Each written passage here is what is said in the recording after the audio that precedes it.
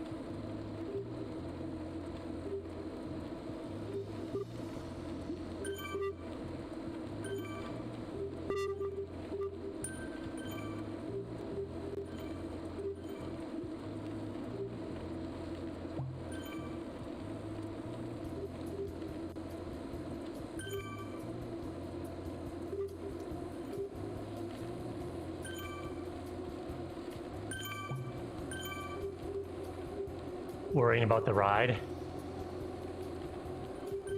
Do I really want to do this? Ride on!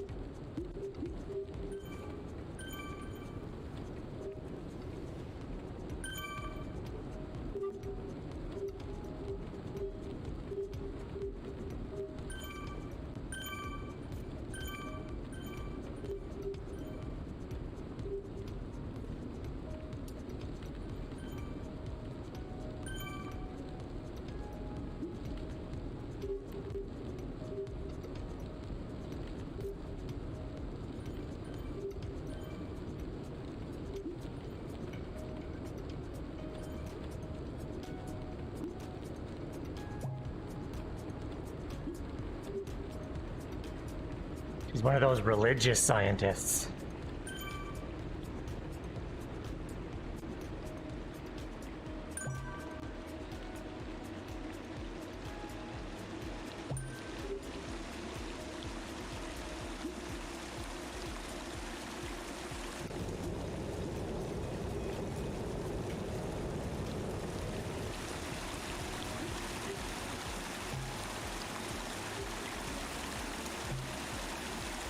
Oh, the raw water. Oh, I love it.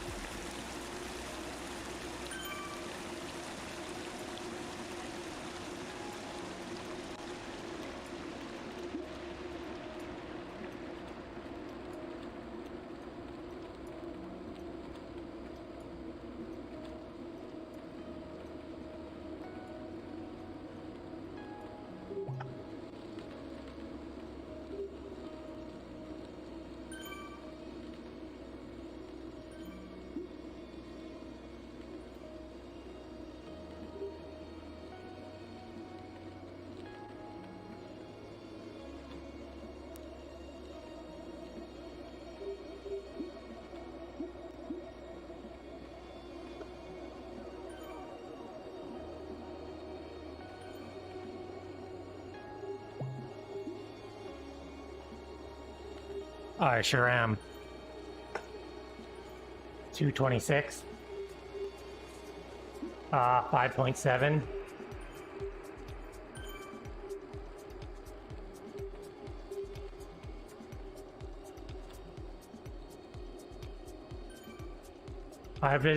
I had a good group, but I don't know why these groups are going so fast at the start here. Like, it's just slow the F. That's pretty much what I'm trying to do, like, but I think it's 111 kilometers this route. 104.9 left.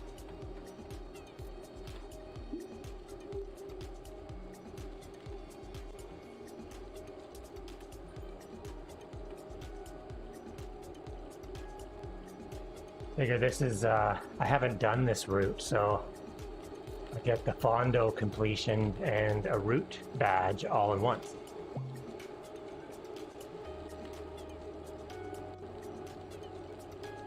But everyone is going super fast at the beginning, even though we're back in 230th place.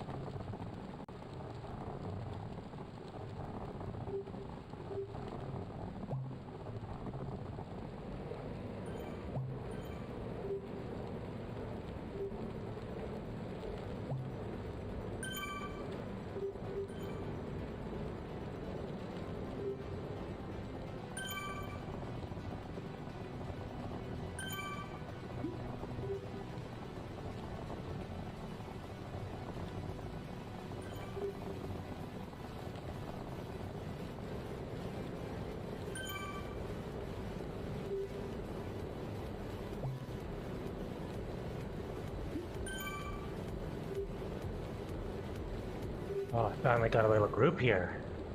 Everyone was just leaving me in the dust.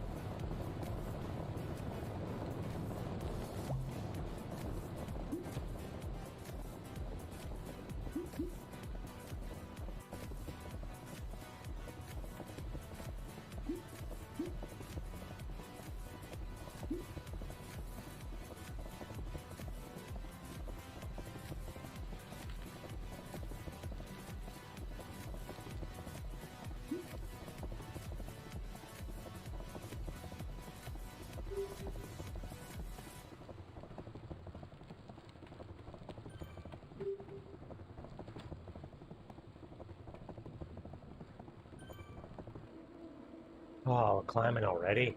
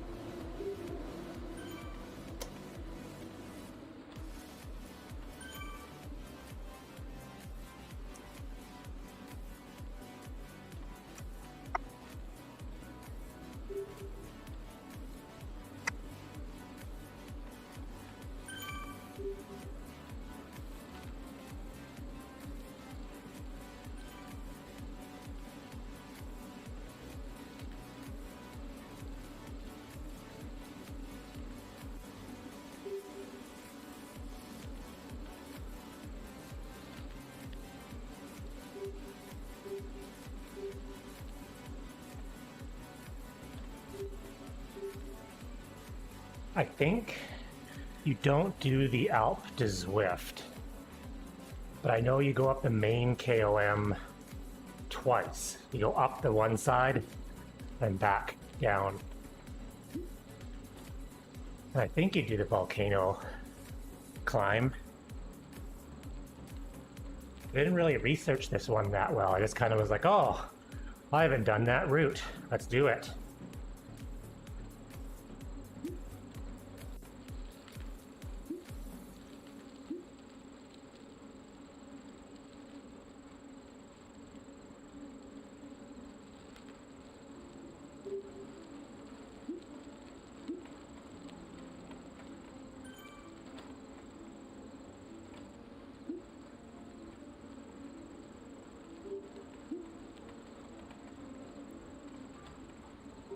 Epic KOM reverse, hilly KOM forward, volcano KOM, epic KOM forward, hilly KOM reverse.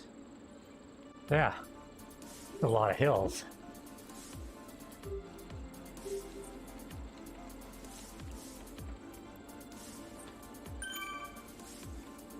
Yeah, I'm stuck. I haven't done stage 7 yet. I wasn't into it during the week, so tomorrow is the last day for stage 7, so I'm gonna try to fit this ride in. Maybe do stage 7 tomorrow at some point.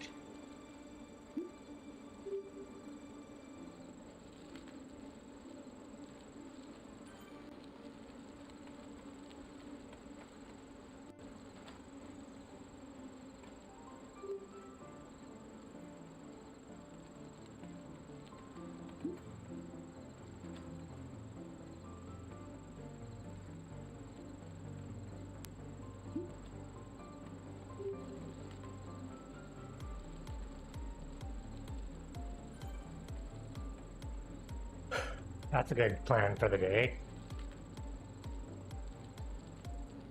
The only time I ever usually do the Alp is if it's part of a route and it forces me. Oh, that's good.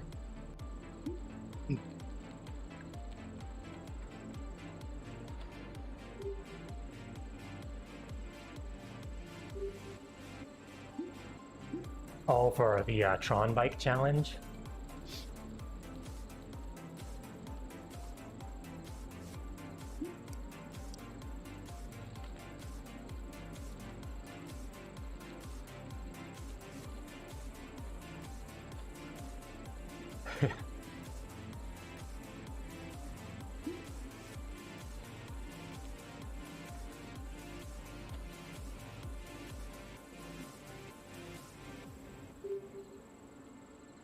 That's a good thing to finally get out of the way.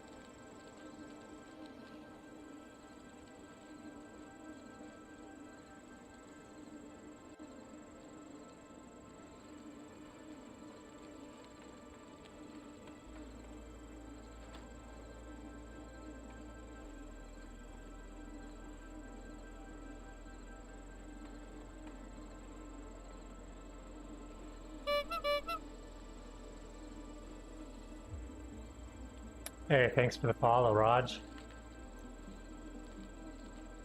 Welcome to the channel.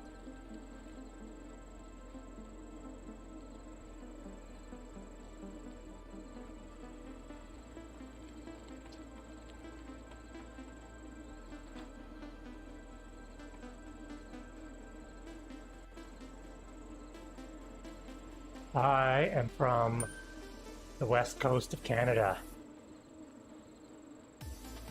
Vancouver Island.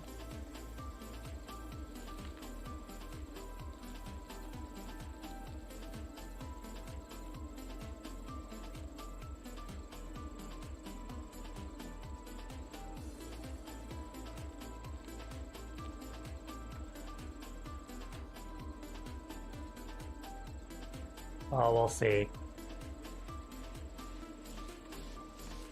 I took too many days off after the race on Tuesday, so I'm kind of trying to make up some long, slow distance. So I'm not trying to go fast, just this is going to be a nice, easy, well, it's not going to be easy, but easily paced day.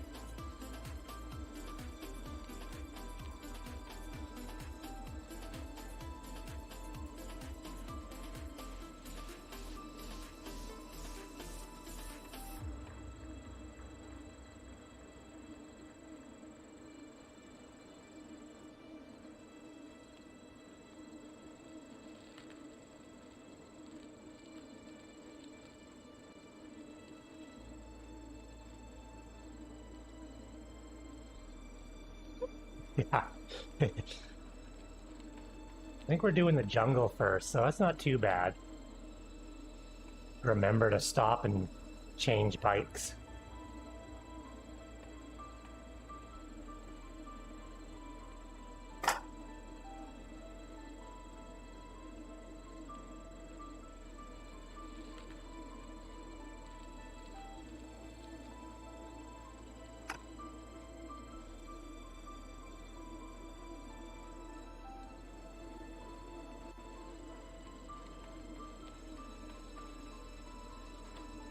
Oh, doesn't snow where I'm at, really at all. Maybe, 1 or 2 days a year, it'll snow and then it's melted the same day. Like, I think today is...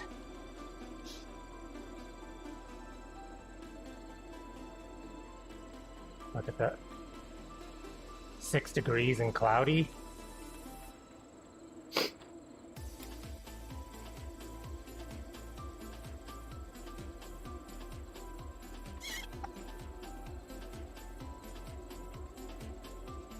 Yeah, it's probably outside riding weather right now still.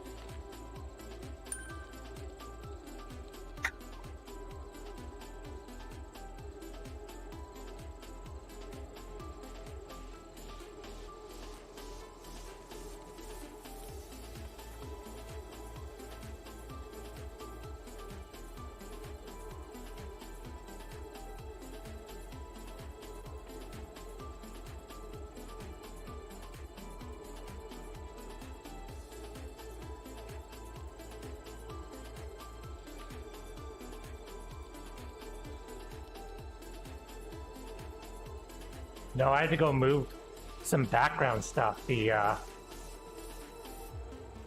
webcam is kind of glitchy.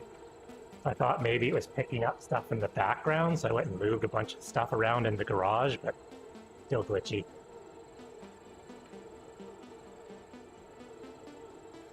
I am totally gonna change bikes. Oh, in North Cal, yeah.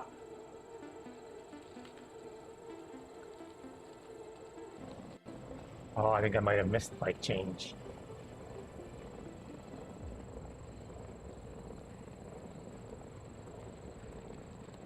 Garage.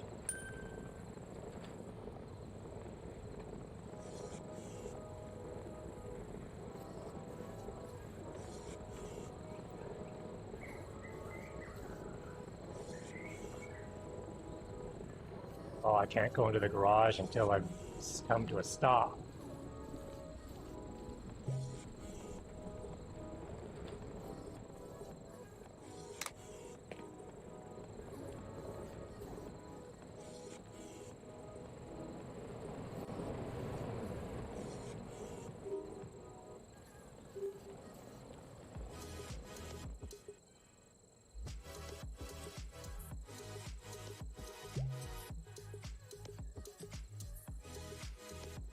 That was like the worst bike change ever. That took way too long.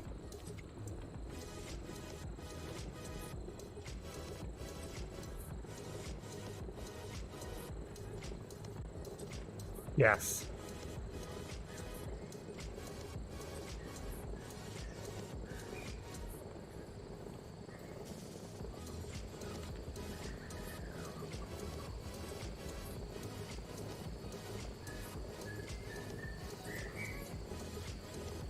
Oh, my bike matches my socks.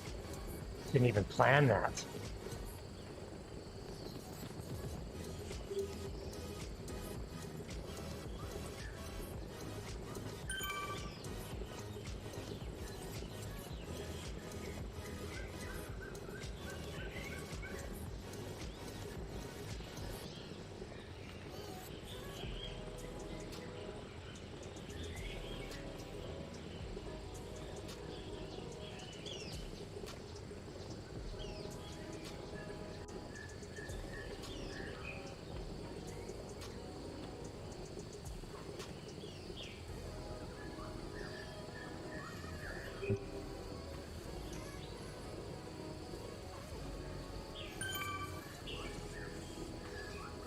I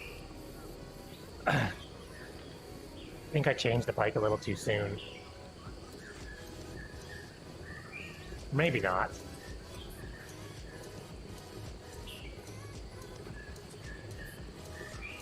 I just got worried that it wasn't going to hit any more flat spots, so I preemptively changed it.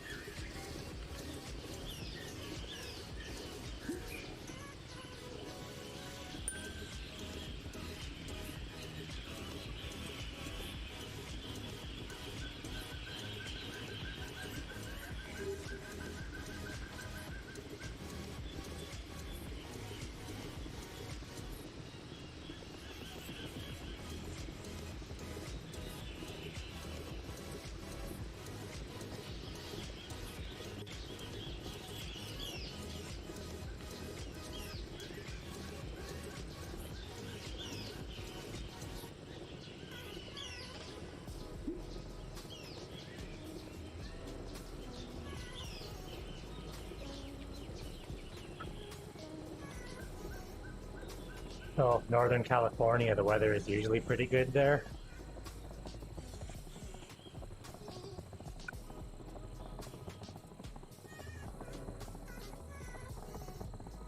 The garage.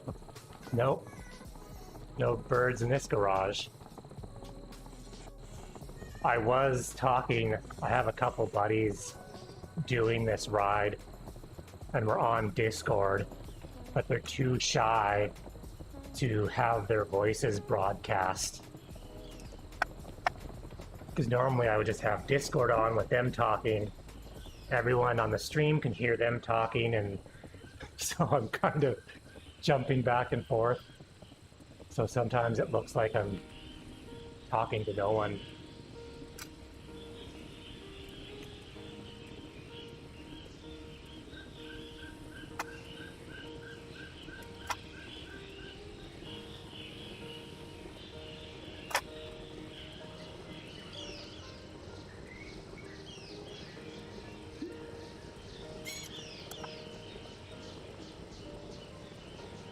Yeah, mid-50s at us. Mid-50s is probably, I think, what it is here right now.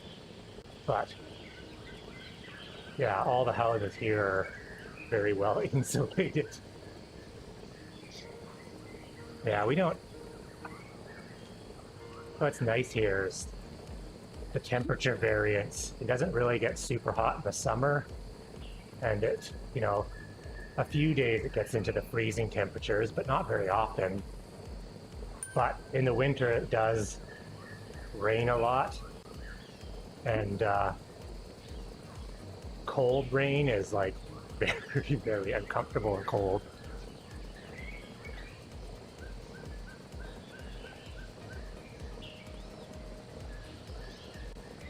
Yeah, like my setup, everything is in the garage, and it is a little chilly when I first start riding.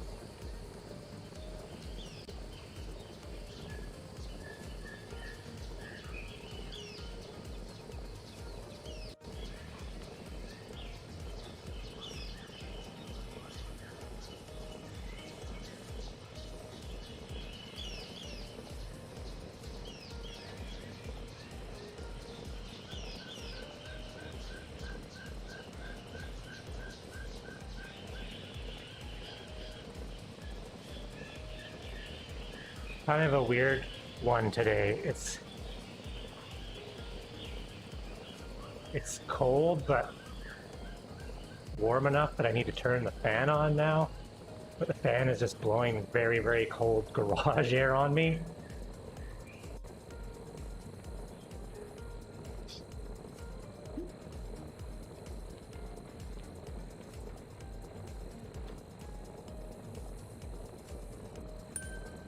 Hoping other people didn't change to mountain bikes. I can make up a few places. Maybe dead last. Not that being dead last is bad. I'm not trying to go fast, but I would like to find a group that we can draft a bit.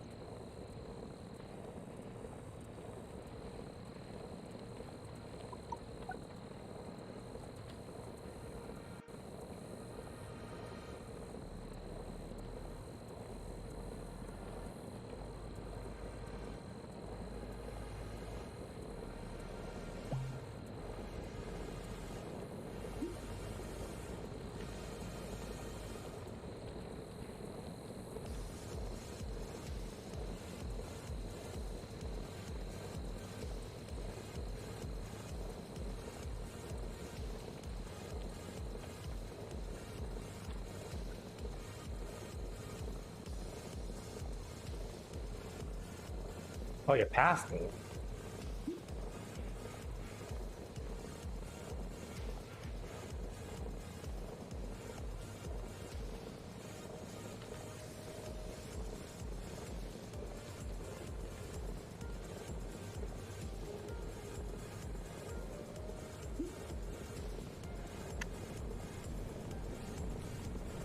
There we go. There's a road biker.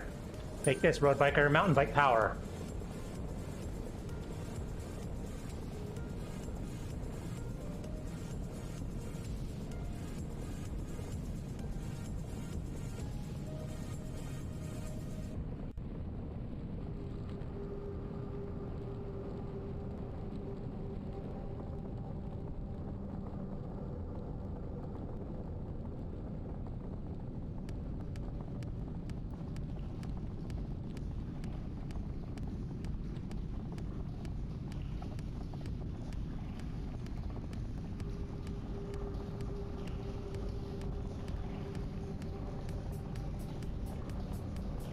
Aw, mountain bike failed me. Road bikers passing.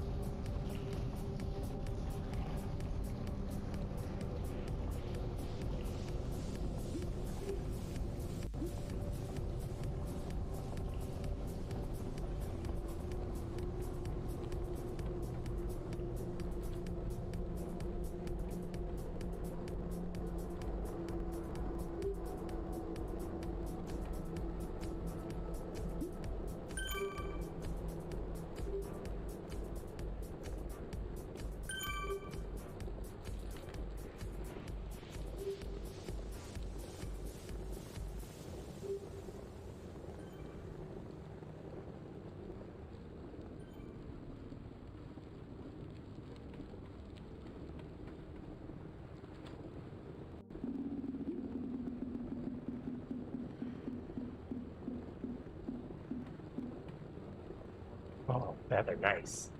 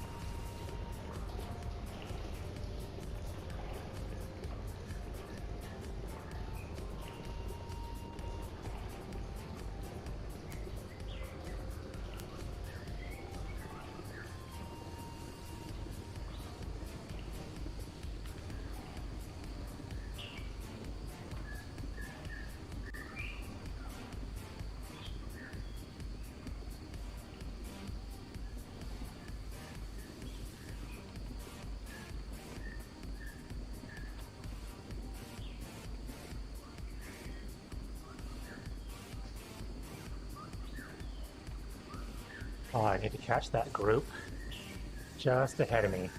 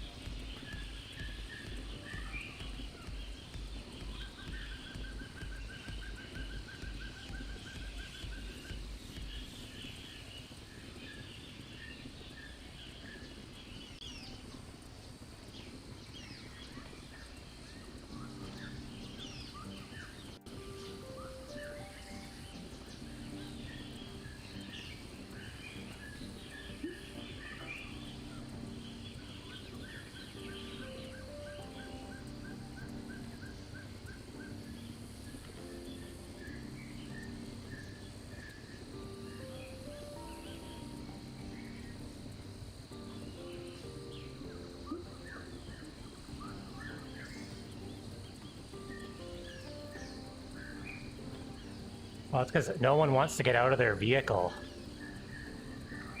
If you go inside, there's like no one in there. But what annoys me with that, though, is they have 95% of their staff working the drive-through. So when you go inside and you're the only person in line, it still takes you just as long because they're just whipping through the drive-through people and you're standing there going, "Can I order? Is anyone here?"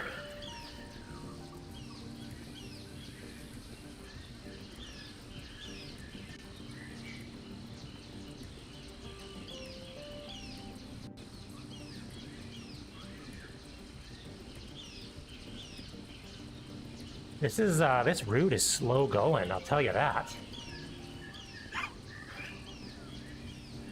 I'm like, we're 46 minutes in and I haven't even done 20K, like.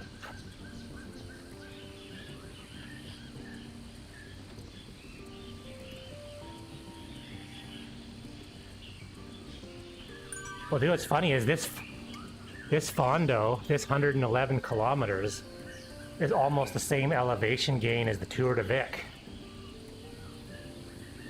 The Tour de Vic was around 1800 for the 140K route, and this is 1600 for 111.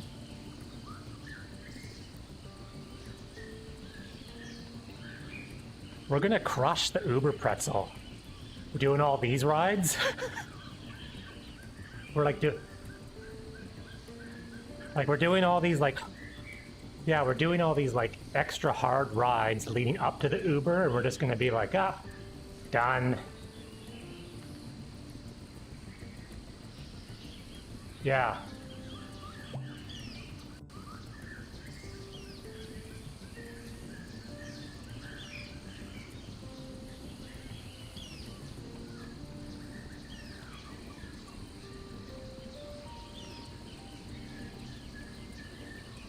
Just one part left, the Alp.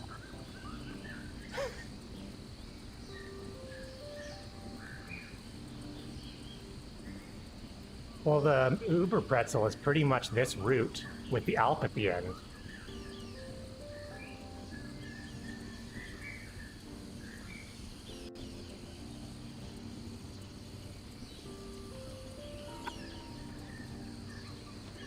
Yeah, like instead of going Epic KOM, we cut over to the Alp.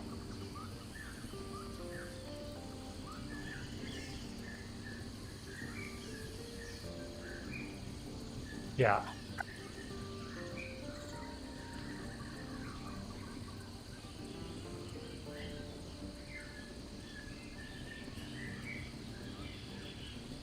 It is fun though, passing, I'm doing 2 watts per kilogram, and I'm passing people doing 2.5, 2.6.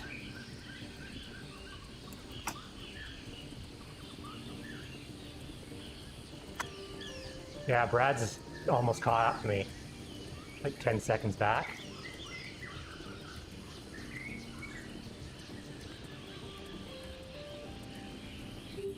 It's all this hill climbing, you're lighter.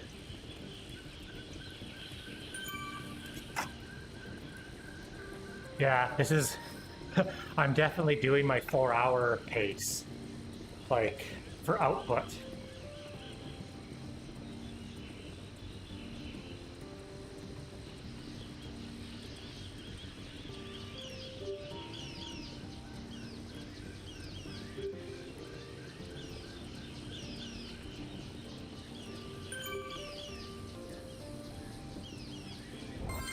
My weekly goal has been met. 100 kilometers. And I've just begun.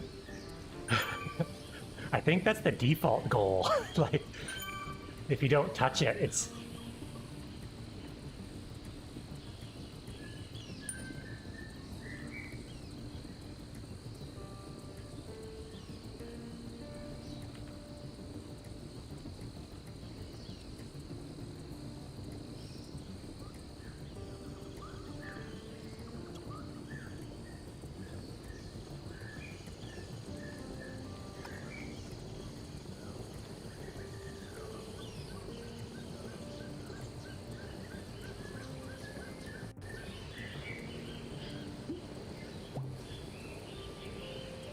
Like this, roadie.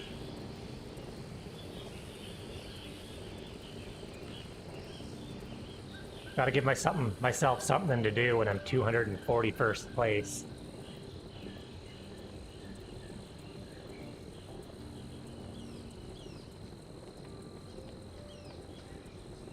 Actually, it would have been a lot nicer if there was 1,000 people on this route today. Gonna get way lonely near the end. No, I've passed like 3.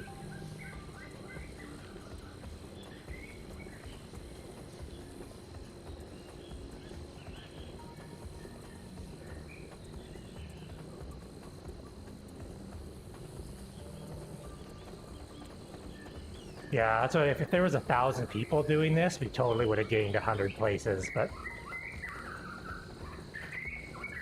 the problem, I think, as well, is the people that pick this route are usually crazy and fast.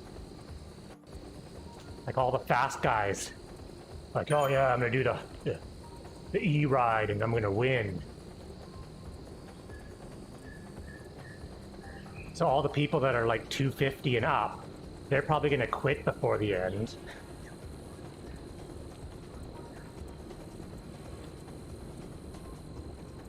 Oh, there's Brad. Oh, Brad already changed his bike? Oh, it shows me you on the Tron bike. And it matches your jersey, everything. Good job.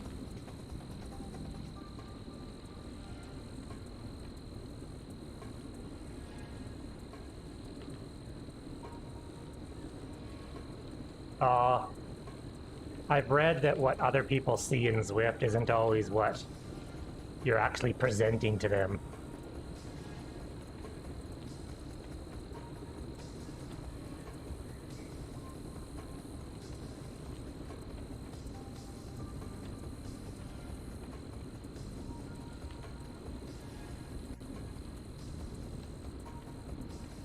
Good question. I think it's just once a month. I think it's just like the second weekend of every month is the Fondo. Or they do it in 6-month blocked. I think this is like November to March.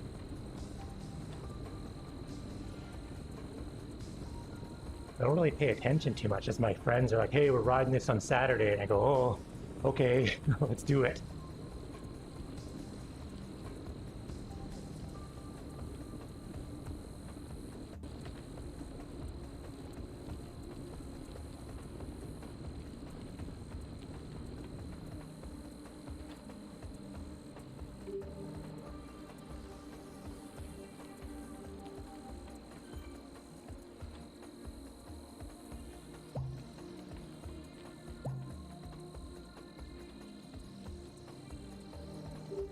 Doing the bike swap again here.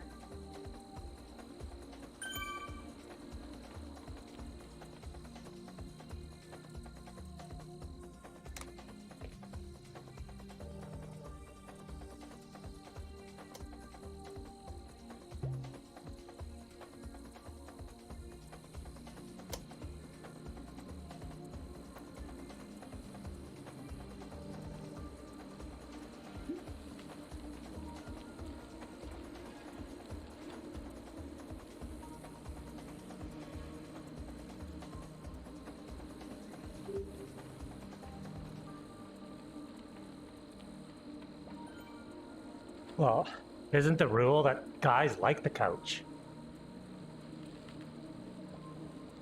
I don't mind. I'll get sent to the couch. Sure, why not? I got a fantastic sleep.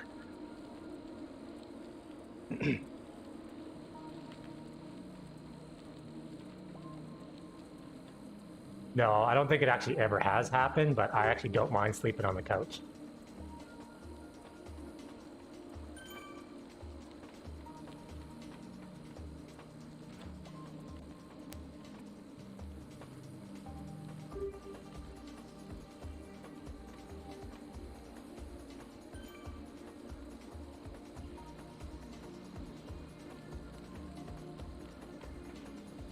Hey, Brad, are you still on the mountain bike?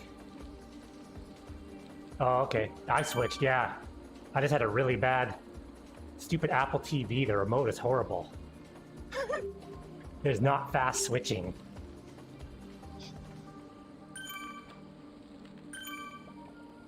Yeah.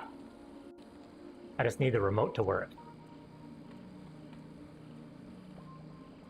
It should have just had arrows, not like a touchpad. Just up, down, left, right.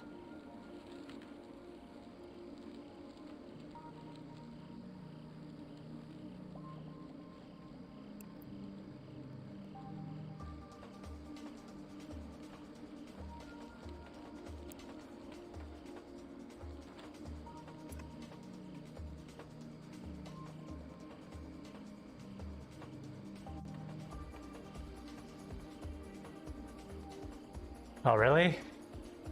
Yeah, I heard they got a new coordinator.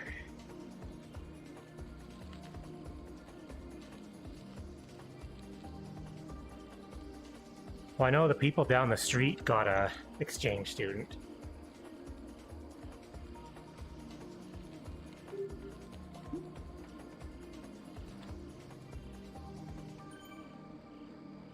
That kind of boggles my mind a little bit. Who is sending their kids to other countries right now? Like, we love hosting the international students, but I'm not doing it till everyone's vaccinated.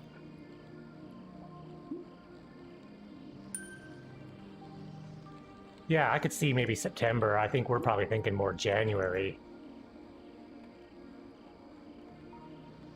No, I don't think so. There already is delays from their original plan.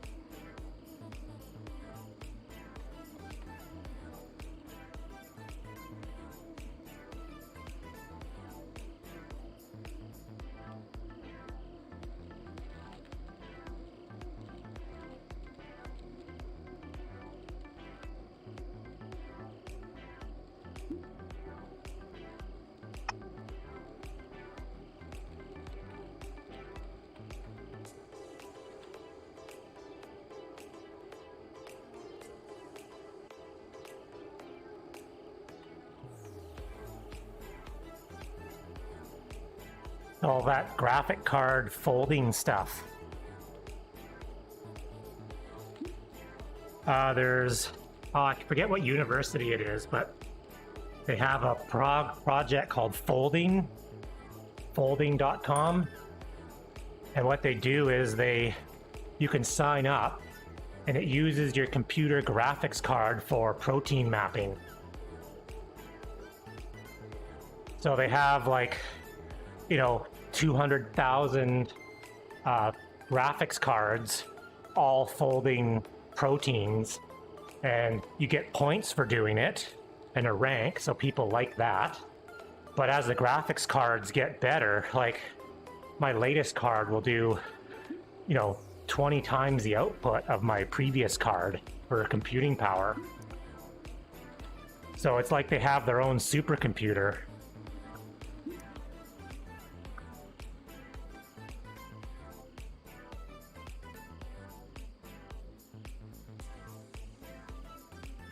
No, what it does is it's looking at the, you have to read about it. It's hard to explain. I'm not sure the science behind it. But graphics cards have more computing power than a processor. So they're looking for certain things in the human protein molecules, and the graphics card can process that mathematical equation at a way higher rate. But universities don't want to spend $1 billion on their own supercomputers.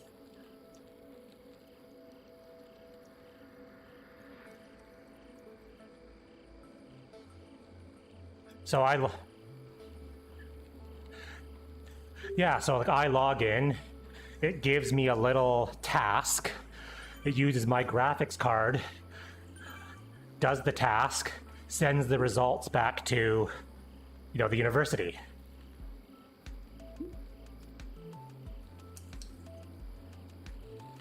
You get cures for cancers, vaccines for COVID. There's a whole COVID section. It's basically like you're using your power, like electricity, and your graphics card, and you're, helping the world try to find a quicker. It's like Brad was explaining the Genome Project. They thought it would take 30 years, but as computer processing power increased, it, exponentially gets faster and faster.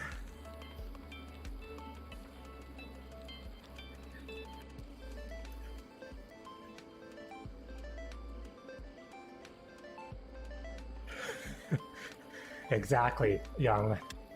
I was trying to explain folding to a buddy on Discord that is very computer illiterate. He's like, what? So you get a free graphics card? I'm like, no.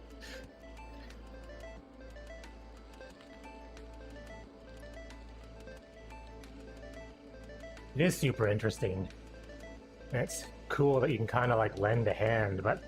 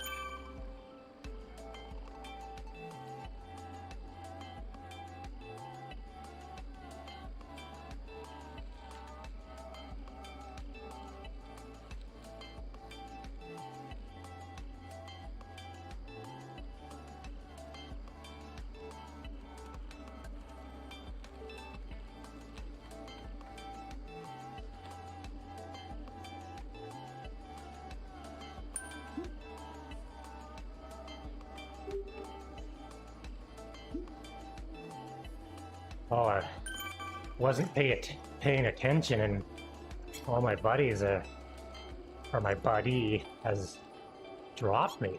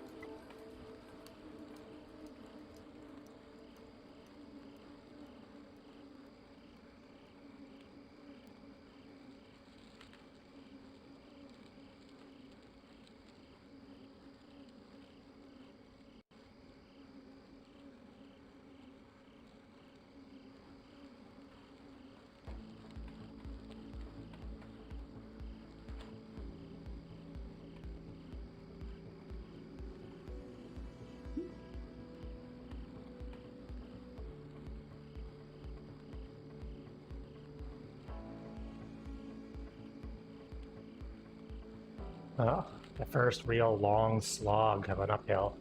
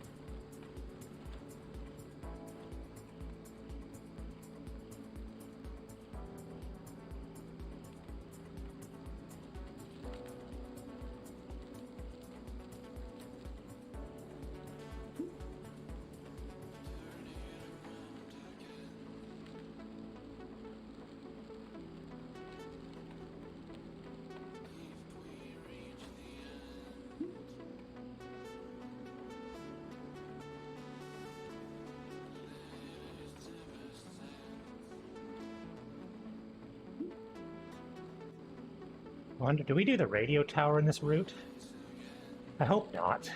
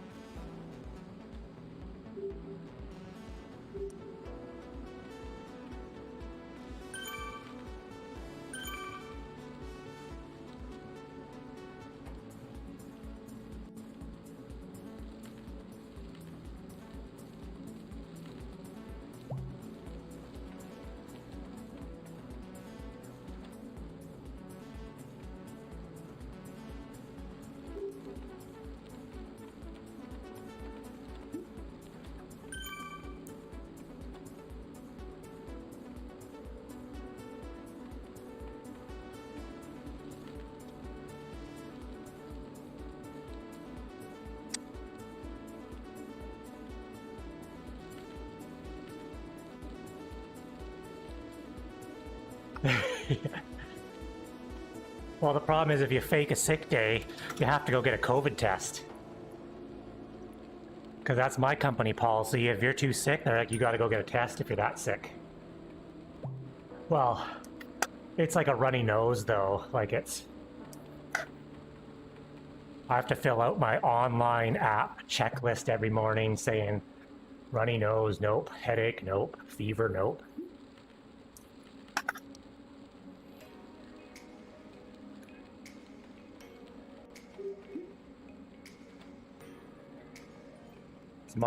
Poor Mark thinks you have COVID because you have a headache all the time.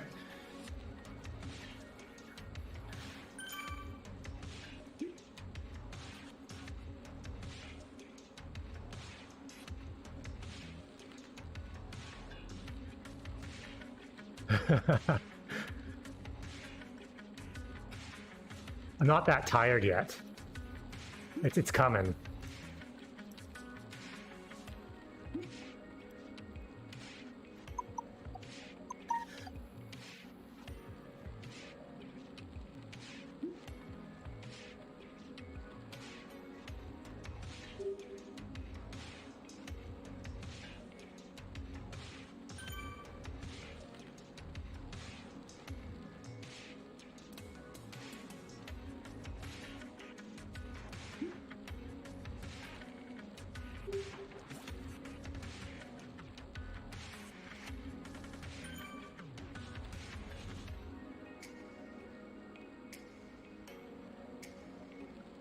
So here's a good topic of discussion. The UCI banning the super tuck. What the hell is that? No one's ever crashed because of the super tuck, and you only ever super tuck when you're by yourself going down a hill, but they banned it.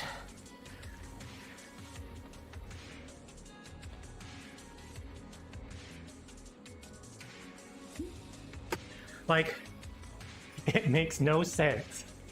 Like, it'd be going to like a bicycle like trick competition and saying, oh, you guys can only do this one trick. Like, if you can't do a super tuck and you don't feel comfortable doing a super tuck, don't do a super tuck. Don't want... Oh.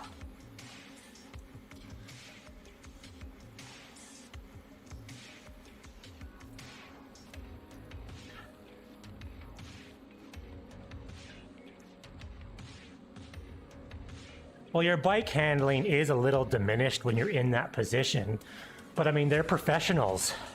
It's like going to hockey players and saying you can't do backhands anymore.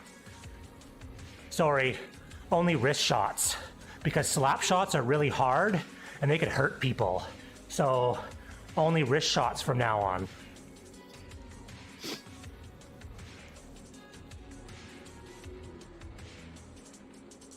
Just safety. Just they say no one's ever crashed, but it's just a safety issue.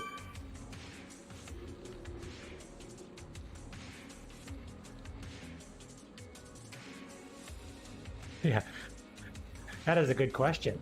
Will Zwift ban the super tuck?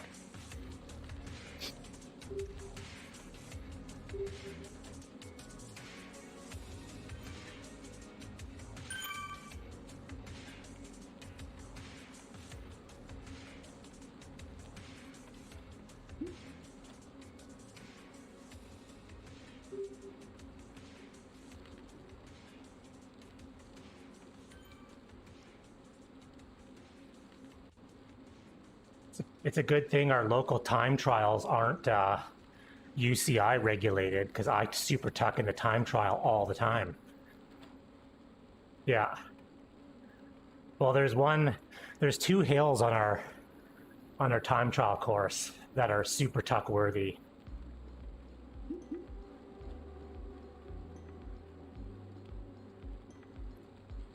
Oh yeah. No, I think I beat you badly because I have people to pass. You always go first. You have no rabbits to chase.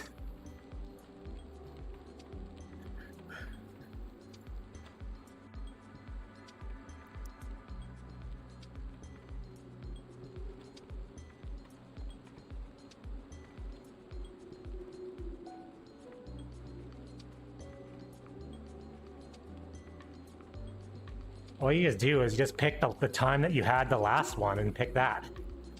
Because that, you should be able to beat it.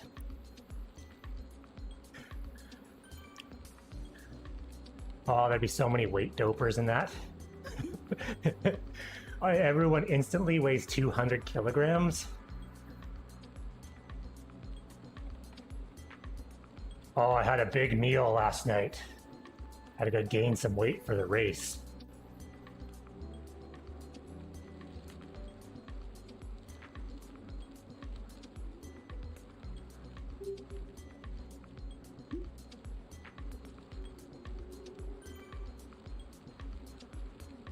Probably like 30 seconds faster. Makes a huge difference.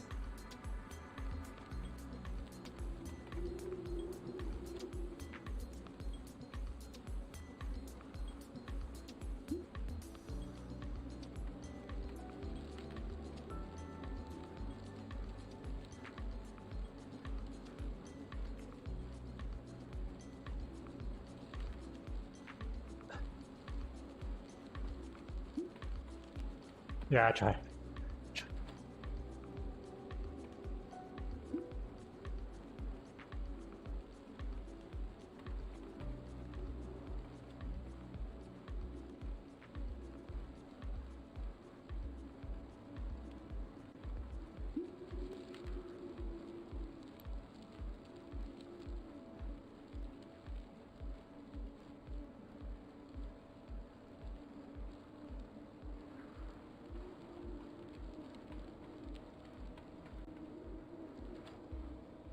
I have no idea.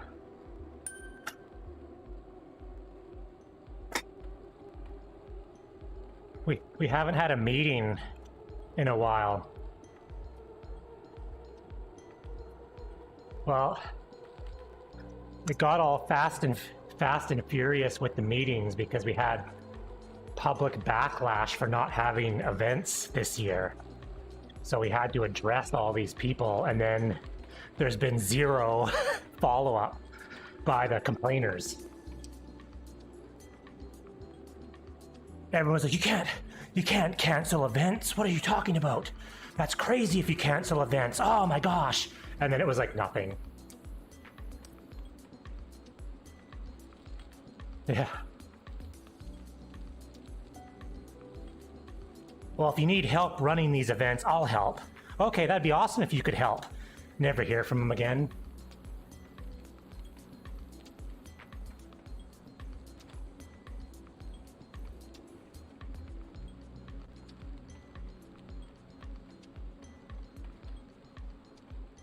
Well, I think just people, I just don't think people really realize the amount of work in the background, even for like a Monday beginner's ride. Like, we're doing the paperwork 3 months before the season actually starts. So it's not it's not something that we can do like a week before and say, yeah, next week we're gonna have the group ride. Like, it had to get canceled now because we're going, well, as of right now, we can't even start the paperwork and the ride is 3 months away.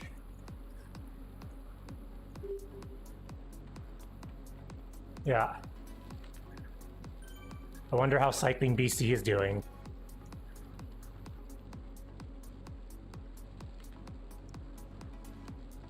Yeah, it's not cheap.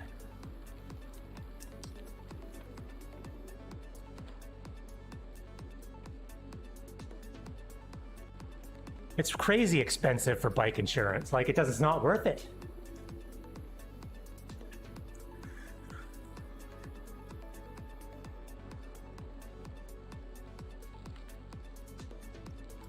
Yeah, my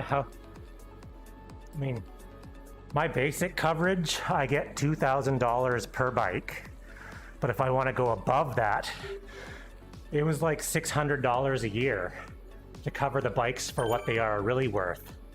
And in the last 10 years of insurance, so I could have just bought new bikes.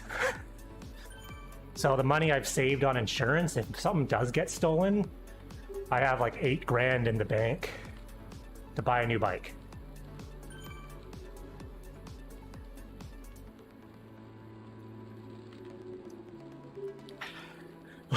Well, I asked my insurance person because they were like, oh, it's $2,000 per bike. And I said, well, what's the limit? How many bikes? And they're like, oh, no one's ever asked me that. And I'm like, well, I have a lot of bikes. And so they're like, oh, come back. And they're like, oh, there is no limit. I'm like, are you sure on that? And they're like, well, how many bikes do you? I'm like, I got 12. And they're like, you have 12 bikes? I'm like, yeah, well, so I get $2,000 per bike.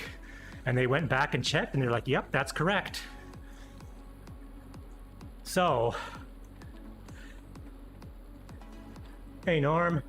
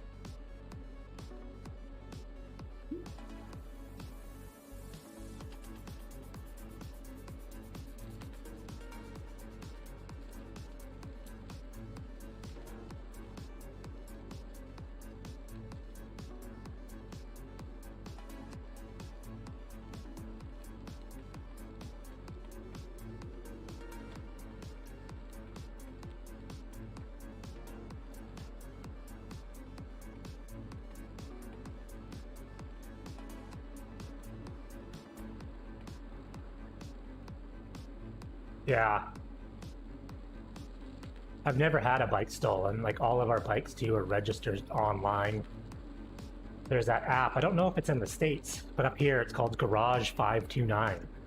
And you take pictures of your bike. You take oh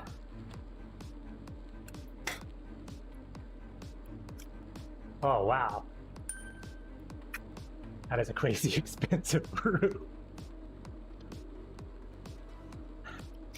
But yeah, this Garage 529 app, if you take a picture, you take the serial number, you put a description of the bike, and if it ever gets stolen, you can hit like that bike stolen and it sends out a beacon to everyone in your area. The house sold for $500,000 but has a $220,000 roof. That's awesome.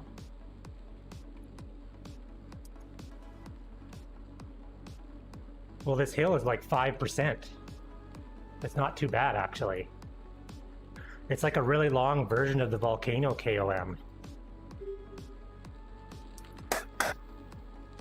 Man, you keep pulling away, Brad. I keep kind of getting like sidetracked and my pace goes down. I look up and now you're a minute ahead. You've just been like plowing through. Well, I was going to take a break on the downhill portion. My, yes, there totally is a jiggy bit.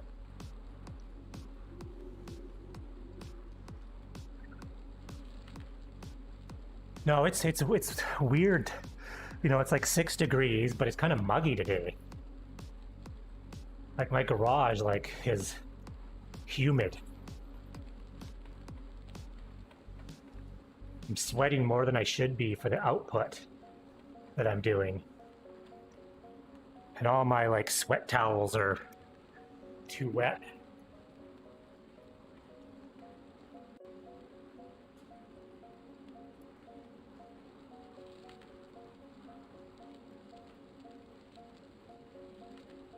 I'll have to check that out. Bikeindex.org. Org.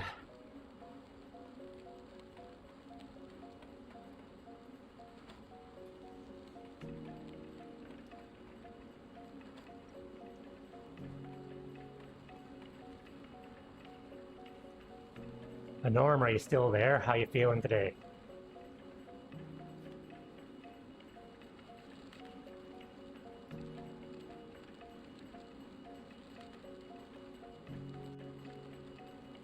Yeah, and with this Garage 529, they actually give you this little sticker. And the sticker has a number on it that's registered. The police do it for free. But the sticker, it's like once it goes on your bike, it's never coming off.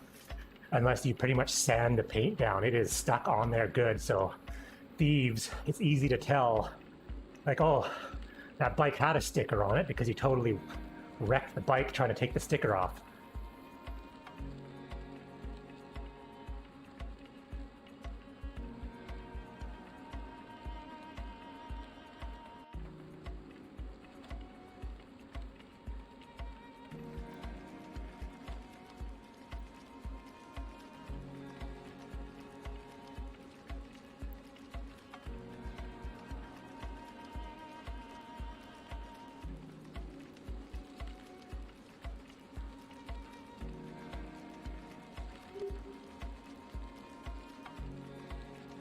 I hope not.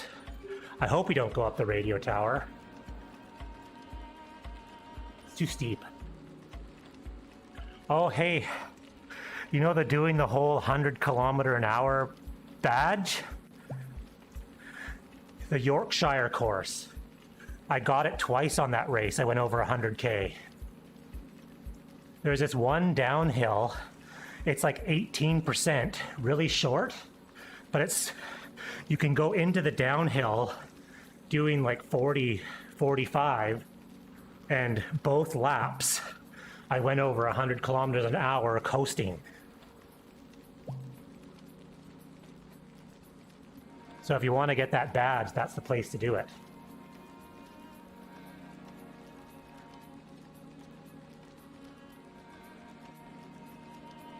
Yeah, it's just like the UCI Harrogate circuit. So yeah, it's clockwise. But the downhill section, I think, is 5 or 6 kilometers into the course. So you can kind of just go and do it and then not do the rest of the course because it sucks.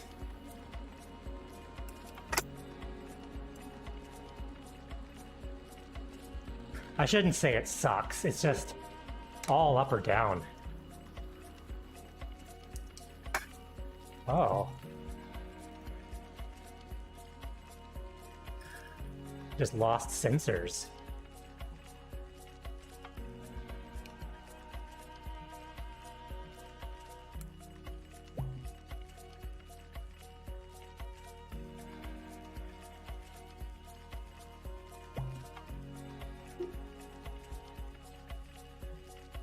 I went to stand up to pedal, and all of a sudden, as soon as I went to stand up, it dropped out. I'm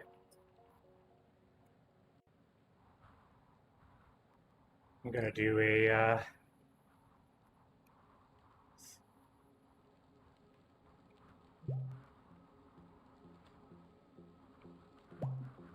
Are we an hour and a half into the ride? Is that why? We totally are.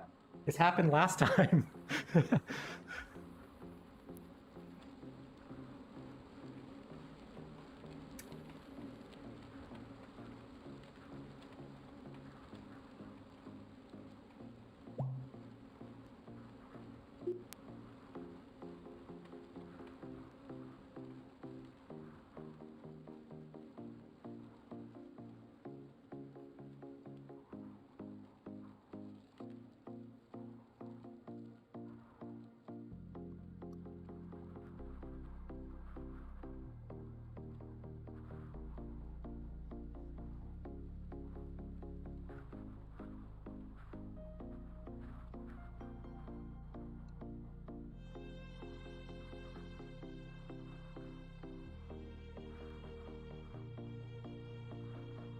Uh-oh. Guess we're gonna do this the old-fashioned way then. Gotta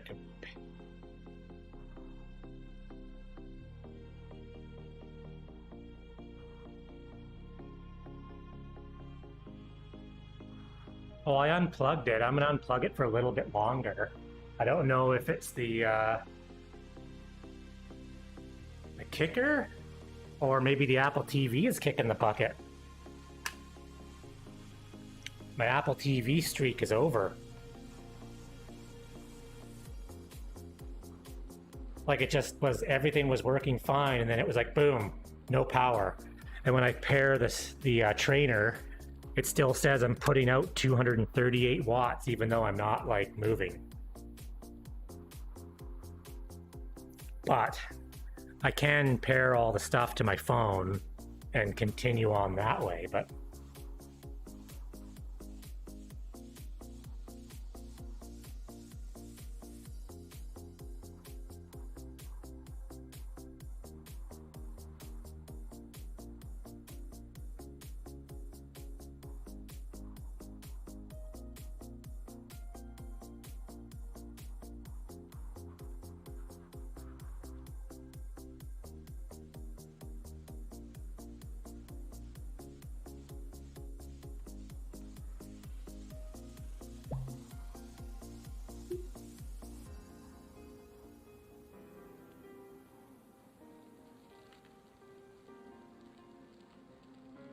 no, the PRL got messed up.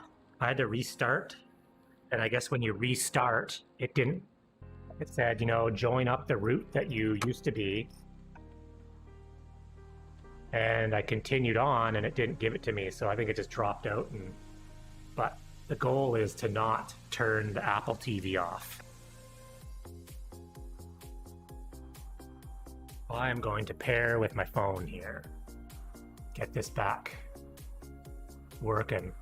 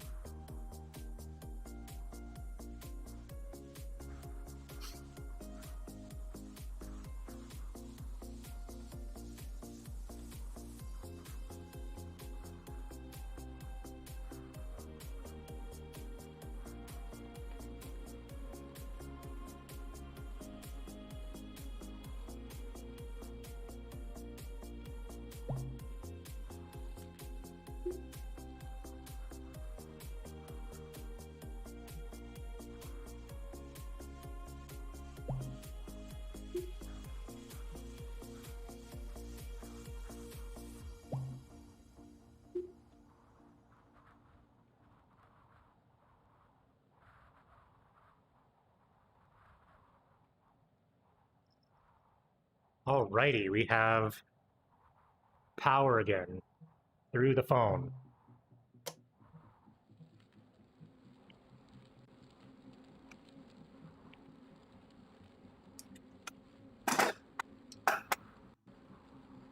I think this is like an Apple TV issue, because this is the second time it's happened.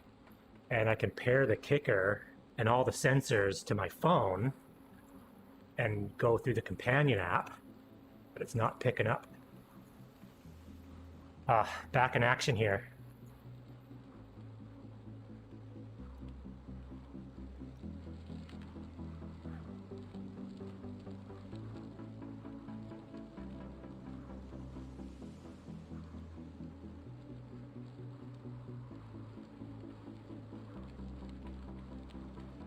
See, honestly, what I really should be doing is just running Zwift through my PC.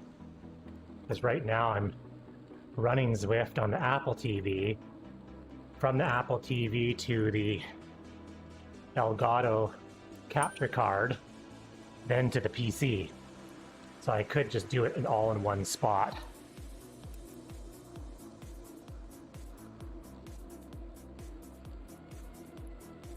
Because I'm pretty sure the Apple TV only has Bluetooth 4.0 and the PC is running 5. So there's probably I just never have had any issues with the Apple TV. Just seems like when you hit an hour and a half, it's kicked out. That's 2 times now. So my confidence. Yeah, like it's just, I used to be the super, oh, Apple TV is the best thing ever. I mean, it still is awesome, but that's twice now at pretty much exactly the hour and 30-minute mark that on 2 rides that I've lost. And I know it's not the kicker because it pairs to my phone instantly. And when I try to put it back on the Apple TV says, oh, your kicker's doing 238 watts, which is the wattage I was doing when it kicked out.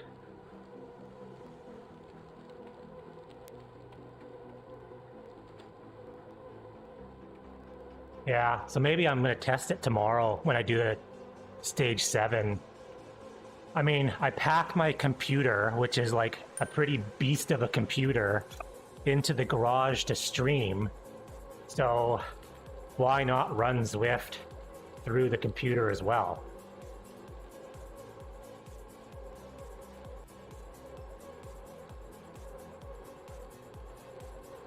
Yeah, well, it's like I'd basically have the exact setup I have now. I would just be removing 2 different connection points. So it's probably more reliable.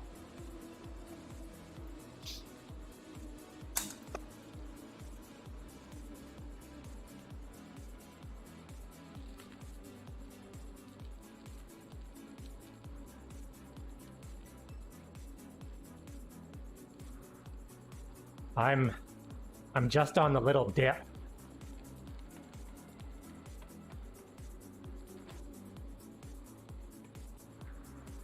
It's all good.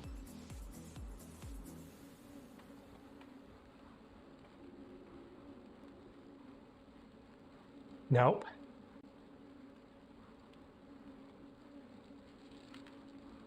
Well, the noise suppression is pretty impressive.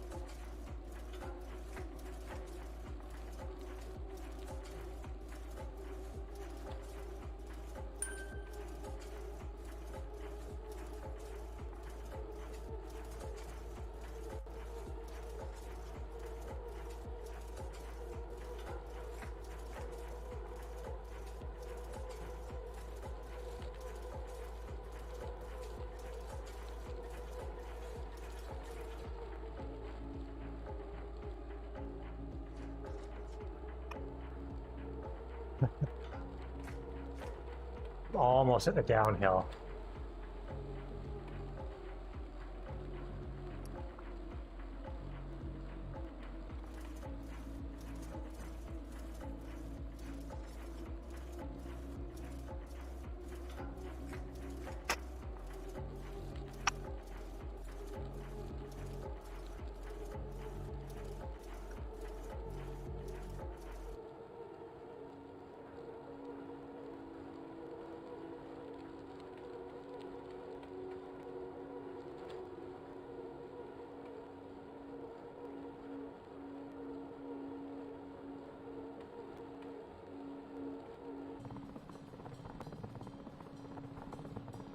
I think Zwift does that on purpose. Puts those little flat spots in.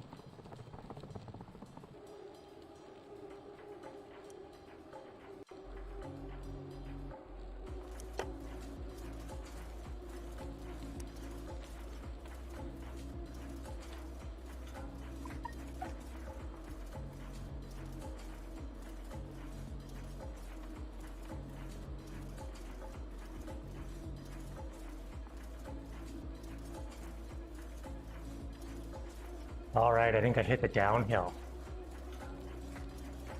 I'm gonna go run inside and grab something.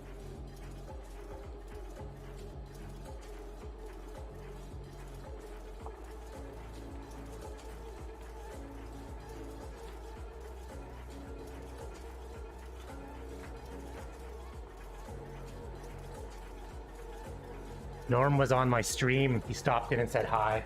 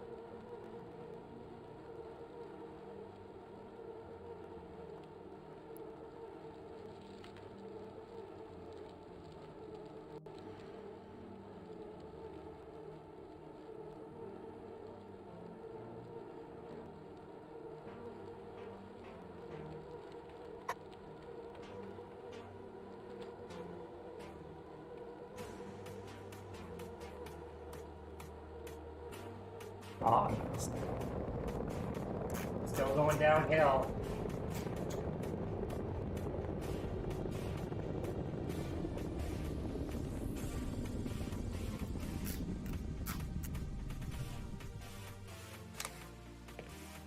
Probably.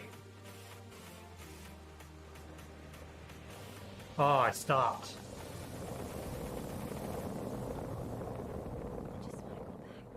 Yeah.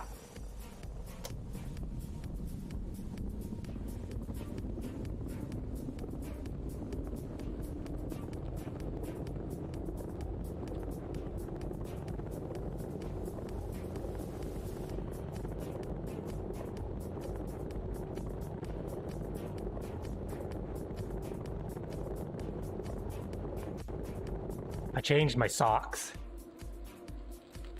I did a sock change.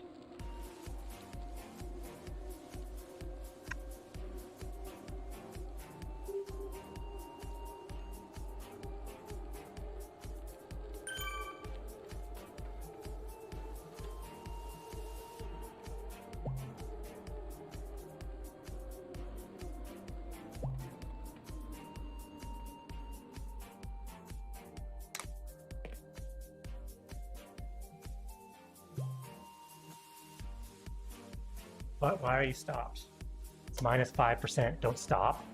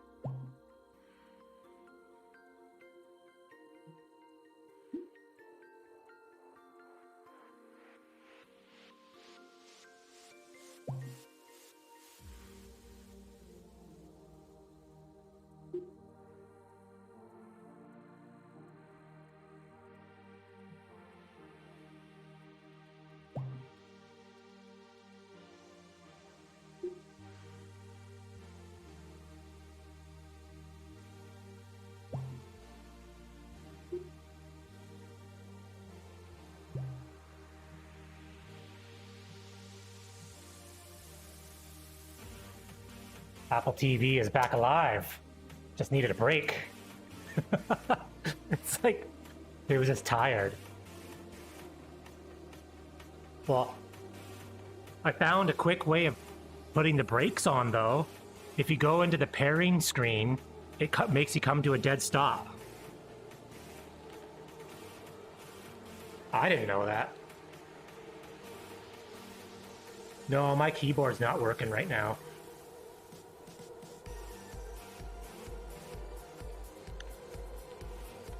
No, the keyboard doesn't work with the Apple TV, so I have to use the remote. And usually I just let it coast to a stop. But trying to get my trainer back working, every time I go on the pairing screen, it slams the brakes on. So if I hit pairing, then bike, or pairing, garage, boom, quick.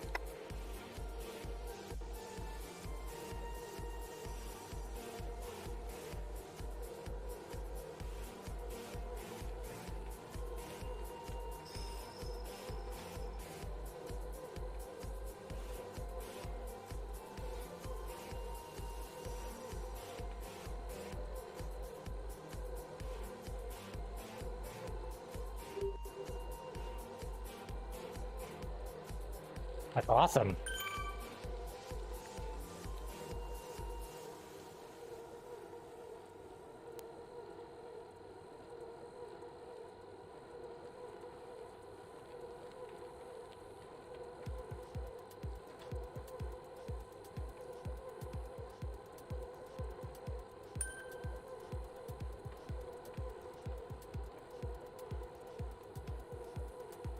Slow.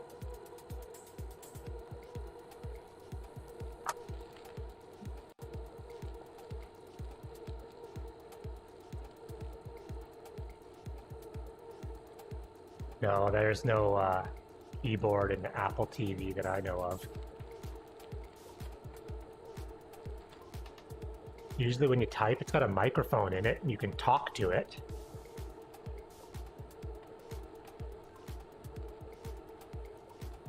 I'm going to reconfigure my system tomorrow just with streaming. I've always used the Apple TV because it's nice and quick, but if I'm bringing my computer up to the garage all the time, may as well try to run Zwift through the computer. The Apple TV has been rock solid. It's just the last 2 times it's crapped out at 140, but it's back alive again. Got some numbers.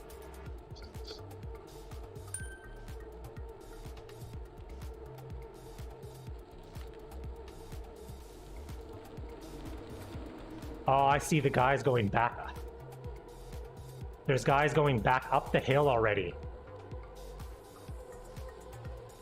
I'm going down the KOM and they're going up it. And it showed that they were 48 minutes ahead of me. 48 minutes! How? They're like doubling my speed.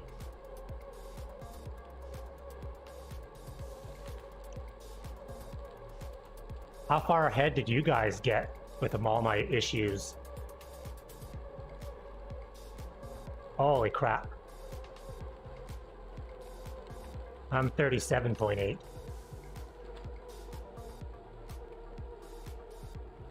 Maybe I should switch to the TT bike. Catch you guys.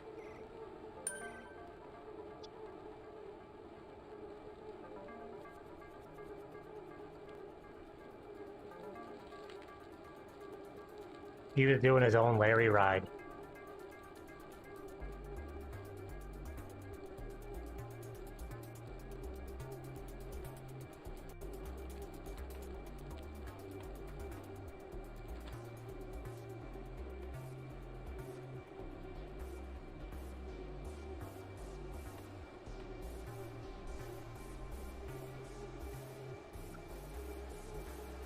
Maybe. Yeah, it's weird. I don't really know why, because now it's working again. Just needed a break. Electronics.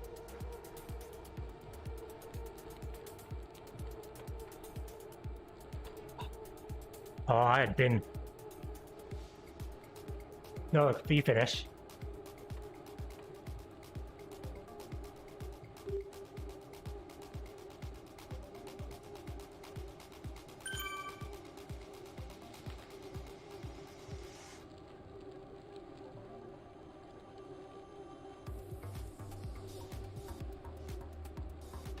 Using up all my system resources.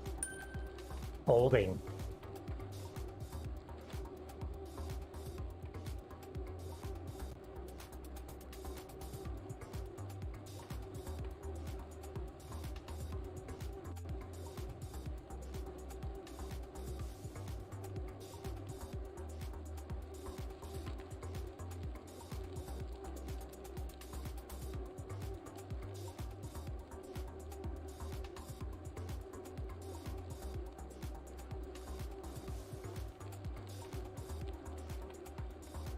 Oh, there goes more guys going back the other way.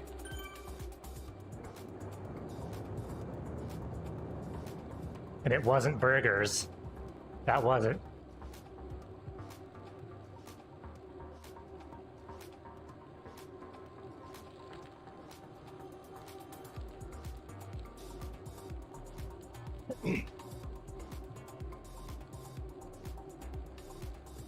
Norm was playing Chandelier Repairman.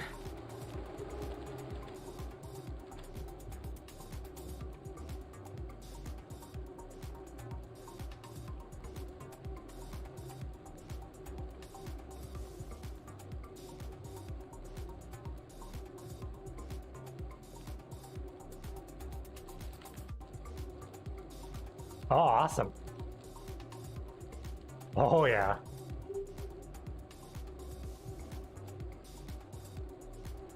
Yeah.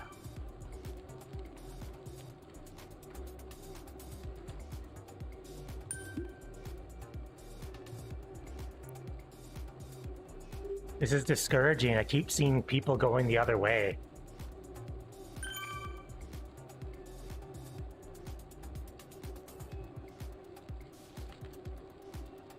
Here comes another big group. A huge group. That was like 30 guys.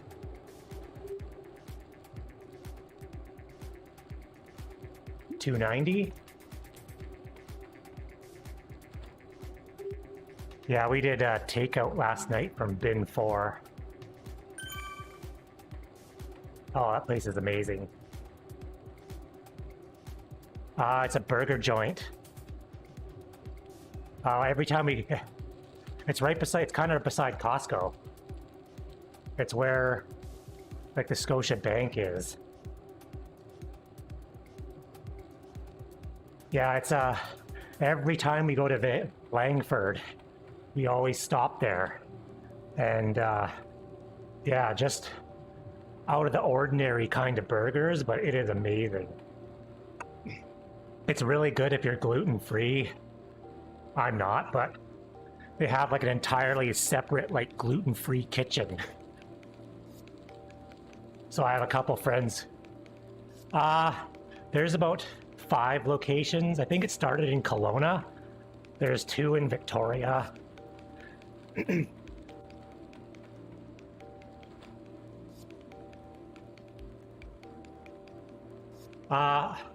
Well, we don't really do take. It's funny, it was a treat for us because since COVID started, I think we've eaten out 3 times in the last 10 months. But really, I went on their website. They have an online ordering function. You pick everything that you want. You can delete ingredients, add ingredients. You set your pickup time. And pretty much I walked in 1 minute before my pickup time and they came out with, I prepaid online and they came out with all the stuff.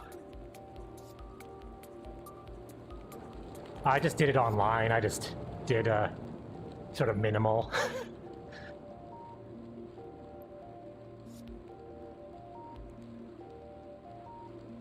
That's pretty much what I did.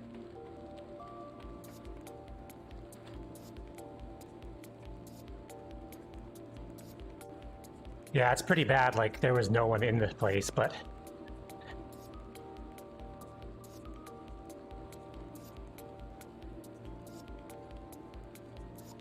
Yeah, there was a skip the dishes guy that went inside before I got there.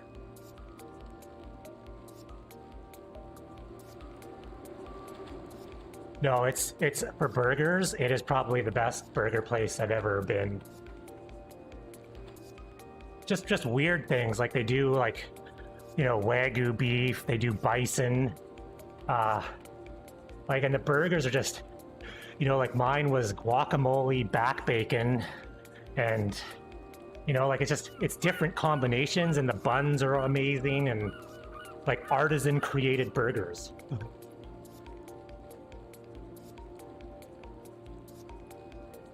I'm pretty sure they do. Like I said, we have a couple friends that are celiac, and they go there because it's, like I say, they have a separate kitchen.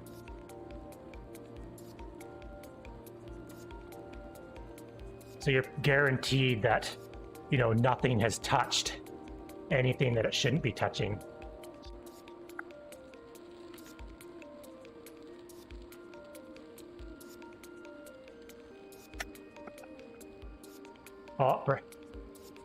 Oh, they have like regular like fries. They have these spicy, like it's almost like homemade potato chips, salads, you know, the usuals, but deep fried pickles. Deep fried pickles are the best.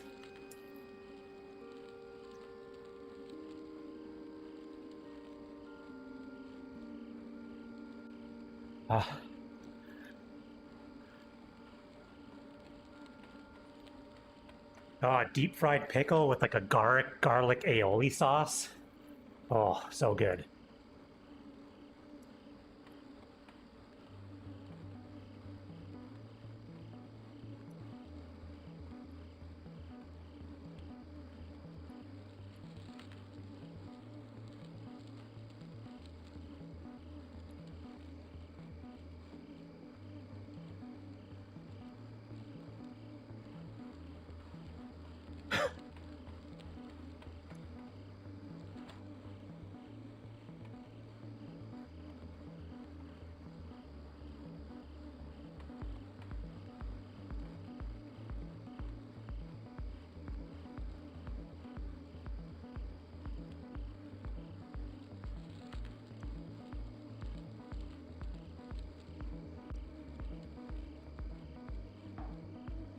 So I gotta do the deep fried turkeys in the backyard.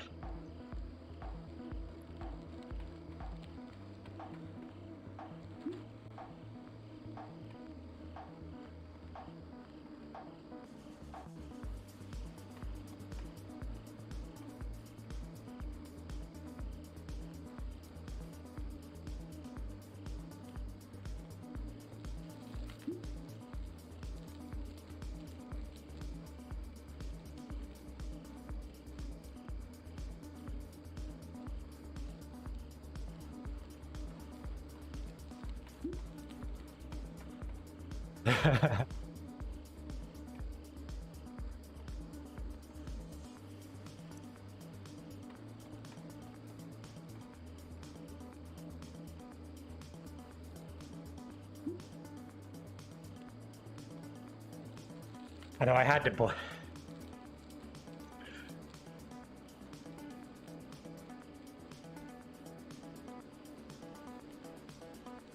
No, I think they've been open for a while, but our company bid on the electrical and we didn't get it. So I kind of boycotted them. And the boycott period is over.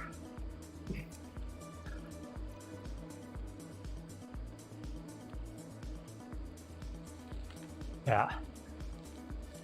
Well, that's like we usually go out of our way when we go to Victoria to go there.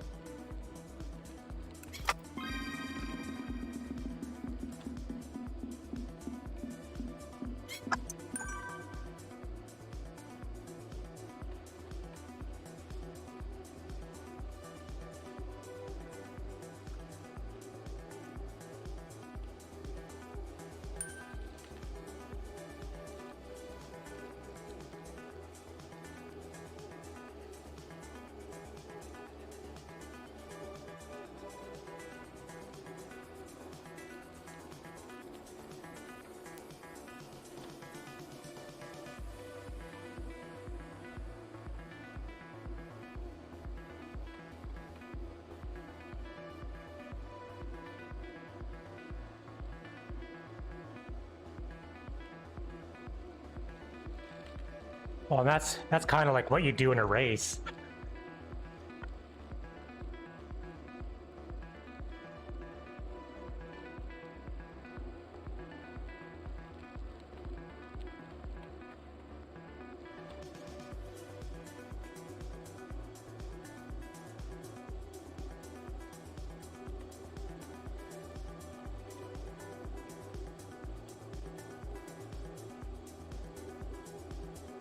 So I've gotten to season 2 of The Expanse.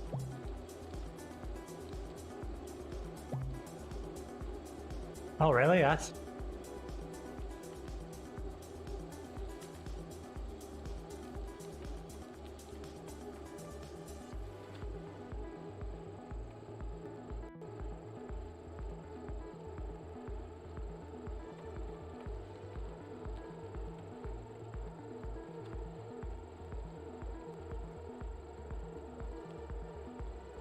I was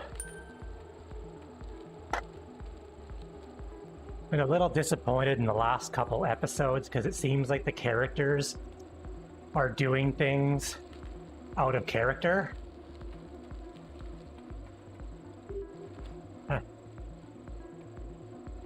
Well, it's weird. I didn't realize I was watching the second season because Prime and the streaming services, they don't tell you when the season. So there was a really exciting episode and I went, oh, and then I hit next. Well, next was season 2 and I didn't realize it was on season 2. It's just, it's at the point where they escaped from the planet or the station that had the experiments that they were doing on everybody. And that ex-cop guy kind of went crazy and was like killing everybody. And, you know, it seems like if you were a police officer, you wouldn't be that blood crazy. Like, and they killed shot the head scientist guy, and that just doesn't make sense. Like, yeah, that guy's bad, but you'd want to know answers. And so I feel like the show just killed that guy so they wouldn't have to give answers.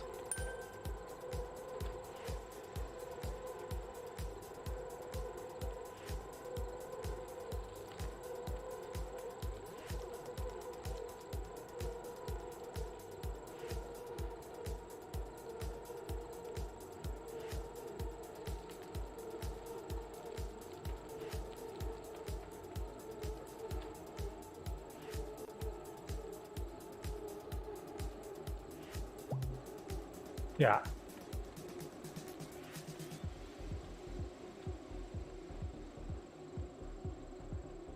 Well, and I do appreciate I think what would be called the trueness of space flight and combat. Like, you watch like I'm a Star Trek fan, but shields and phaser weapons, where the Expanse is kind of along the lines of Battlestar Galactica with projectile weapons and missiles. When they're going into, because really that's in the early stages of space combat, that's what it would be, like machine guns.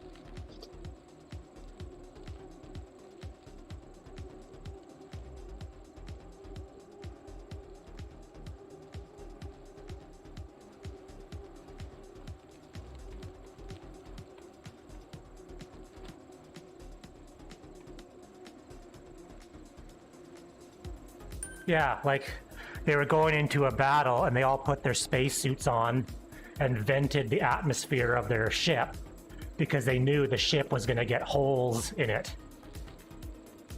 And so they knew that, and the ship did get holes, and it's like that's what you would... I feel that is very realistic.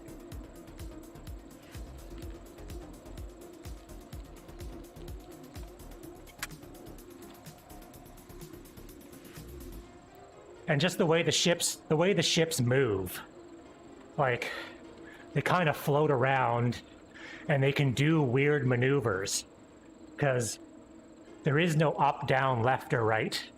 And I find a lot, like even Battlestar Galactica, which was a great show, there's a lot of dog fights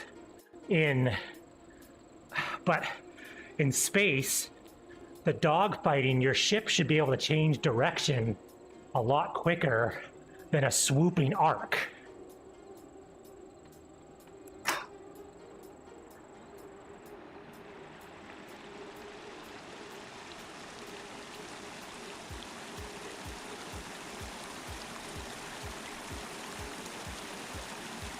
So I think Expanse captures all that pretty well.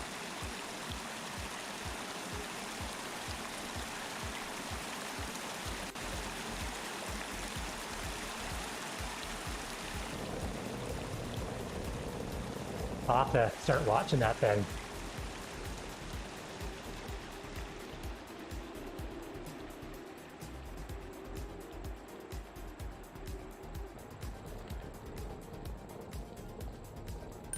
Yeah, I'm sure if you're I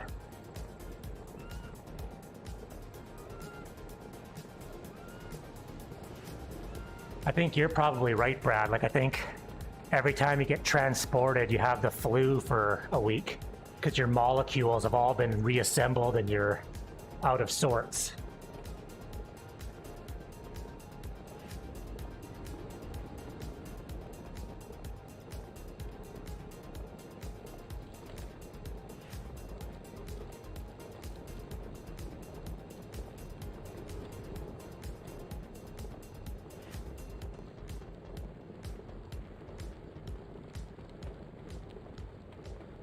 Oh, that sounds super interesting.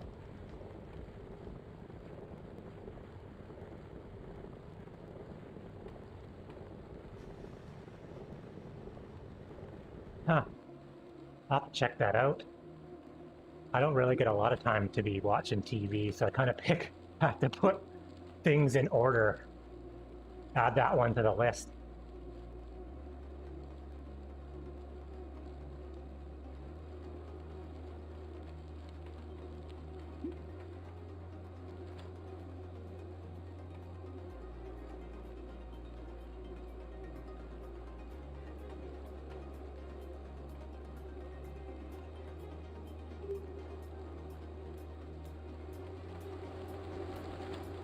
Oh, lots of big groups going the other way.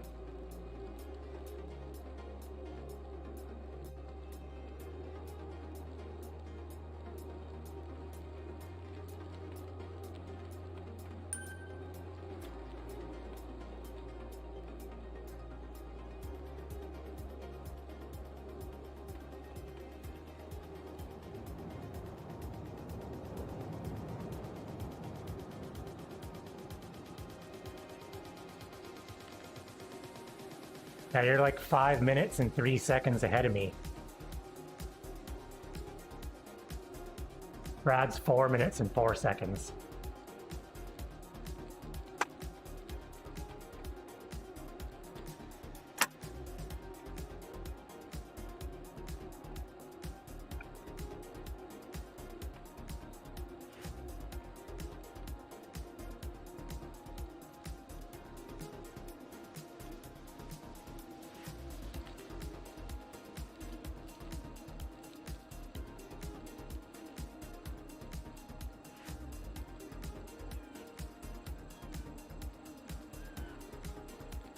I know, one hill that I notice is there's that little steep hill at the Colliery Dam. And it's on my commute home. And, you know, doing all this riding, I rode up and thought, I thought that was way longer. And you slowly get faster and you don't realize it. And then you have a point like that where you're going, man, 2 months ago, I was like coughing up a lung trying to get up that hill.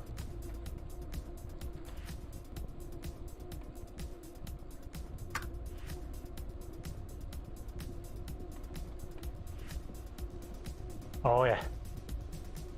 That's a long hill.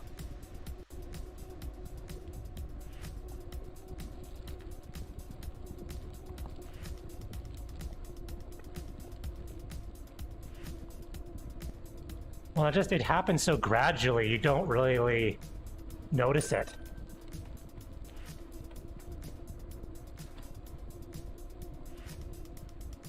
Or someone that you normally ride with and you're kicking their butt. And you're just having a conversation with them and they're like dying.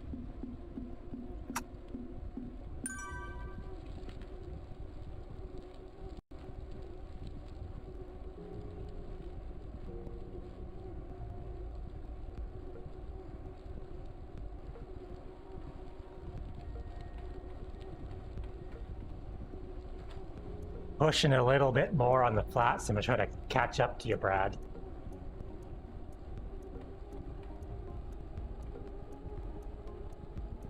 Well, I say pushing.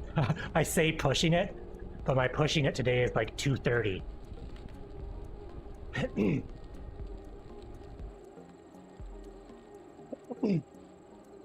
I just didn't want to run into the last 30 kilometers and I'm dying, so I'm trying to slowly keep the pace going.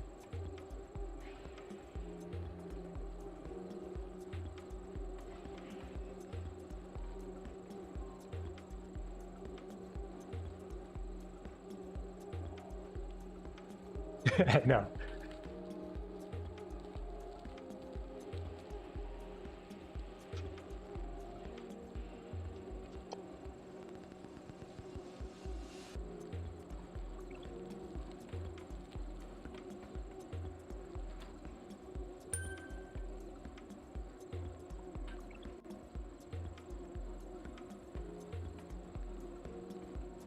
Yeah, I think there's one more in March.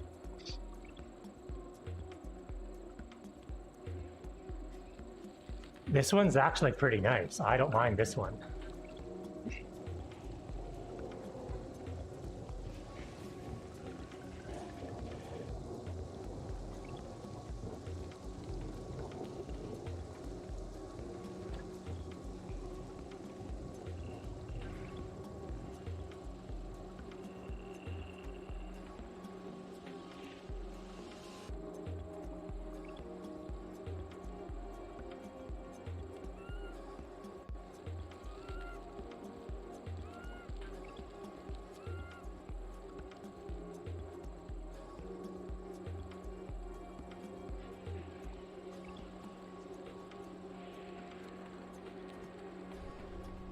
Well, there's like a list of the worst jerseys, and I'm pretty sure it's like a women's team from Brazil, and it's flesh colored.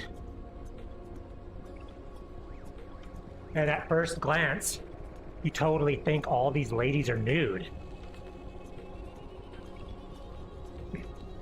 Maybe, but they're horrible though. Horrible looking jerseys.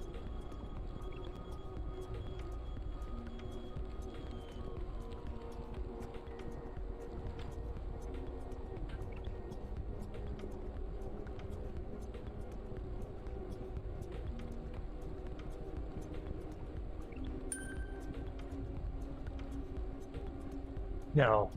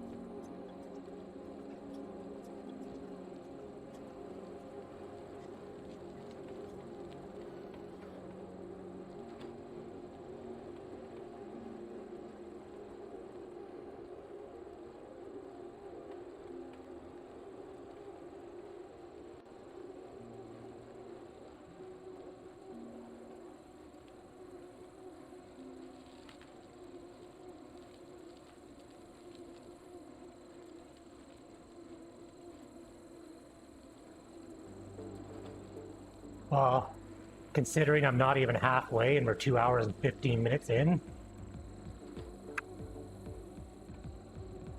Yeah, I think so.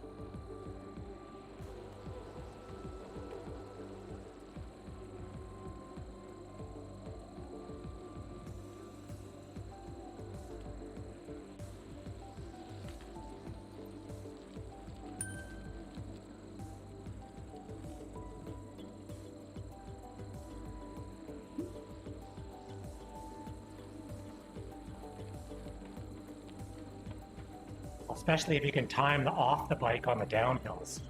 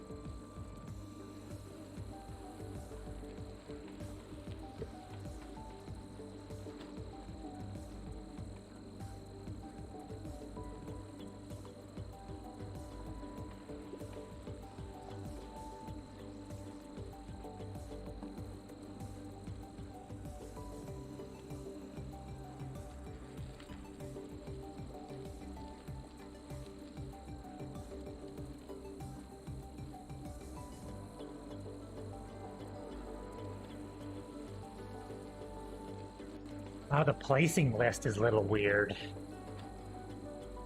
Like I have the person directly in front of me is 9 minutes ahead, and then it goes 1 minute 20 seconds, 1 minute 29, 8 minutes. Like, why is it not in order?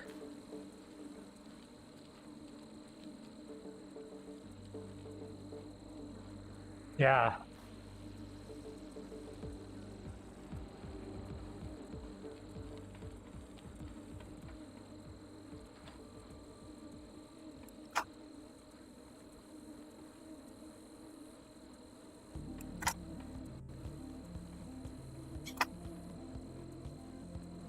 Weird. I just moved up 10 spots. Who gets like halfway? They probably did the math though, and they were like, this is like 3 more hours.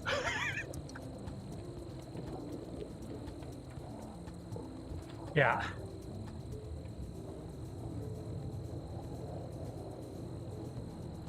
I haven't. I'm doing this fasted as an experiment. I've been pushing my fasting limit, and it's been working pretty good.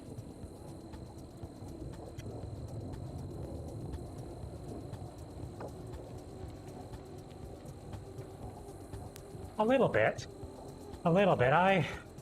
My biggest weight problem is snacking.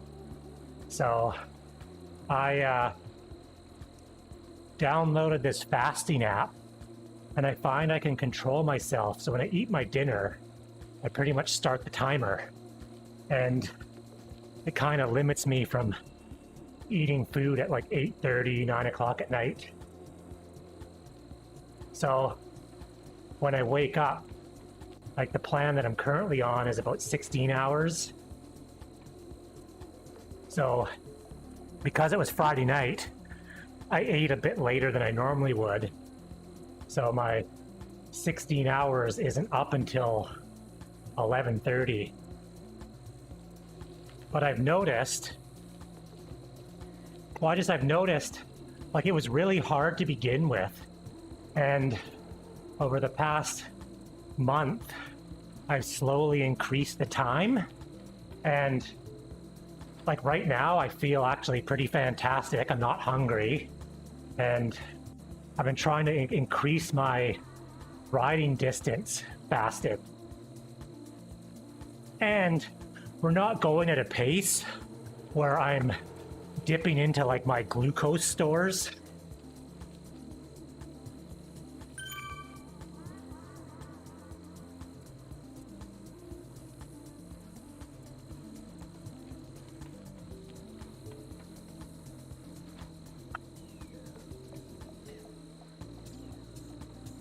Well, it's like I would just eat dinner, and then an hour after dinner, I'd have some trail mix. And then an hour after that, I'd have something else. And it was just sort of constant. And I kind of know, it's dumb, but like I say, the moment I press that button to start the timer, I just feel like, okay, here's your goal, let's do this. Oh, can't eat anything, the timer's already started. Or I'll go have a glass of water, you know.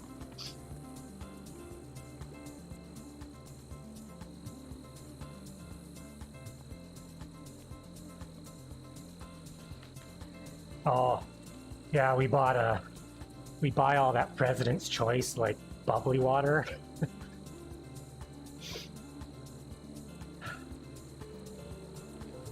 Oh, and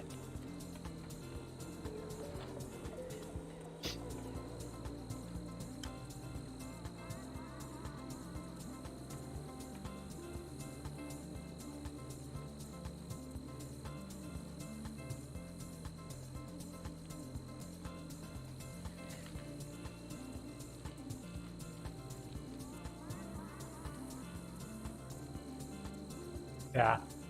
Well, if we were going for a ride outside, I totally would have eaten. But riding in the garage gives me the chance to experiment. Because if I do bonk, I'm here. I'm within arm's reach of Pepsi and Dr. Pepper.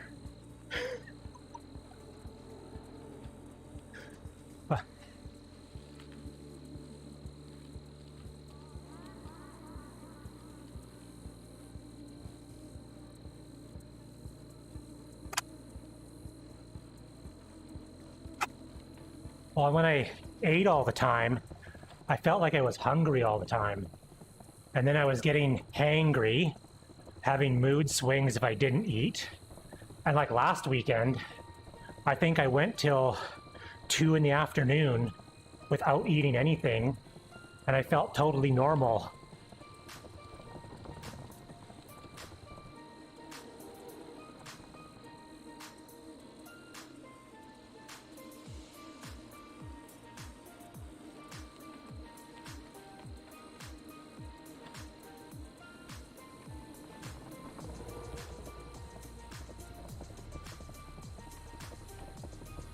But yeah, I find building up has worked.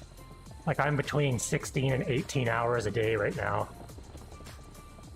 Well, and then also it helps because say if you're fasting for 20 hours, you can't eat that much food in the 4 hours that you're eating.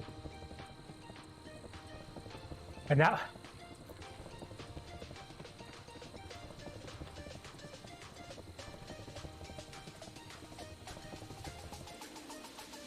Well, and that's sort of the fasting thing, because after, X amount of hours, your body goes into, certain different modes and ketosis and all that other stuff.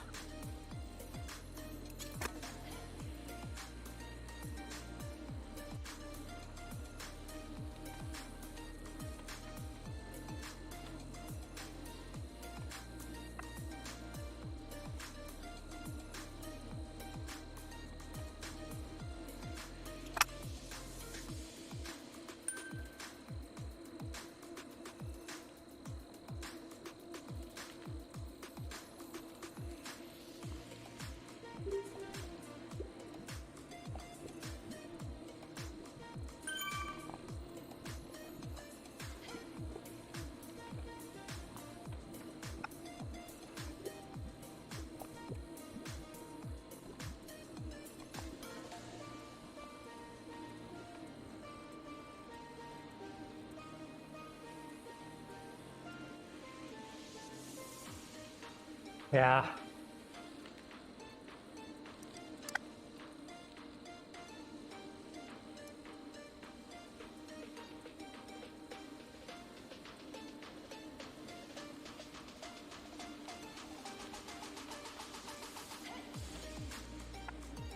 I see that. I was reading another study though, and it said your metabolism is basically ingrained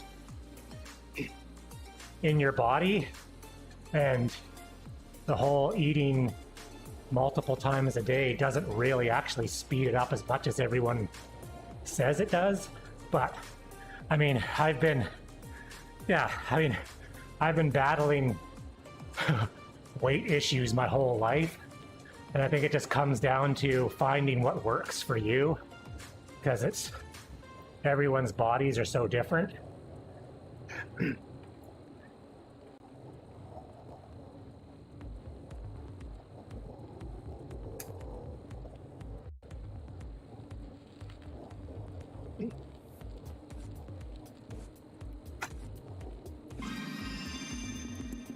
No.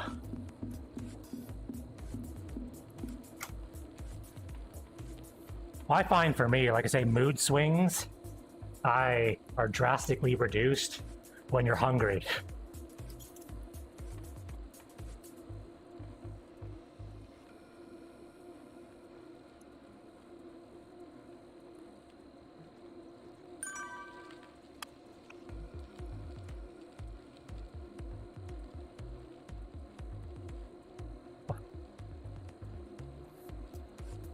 Well,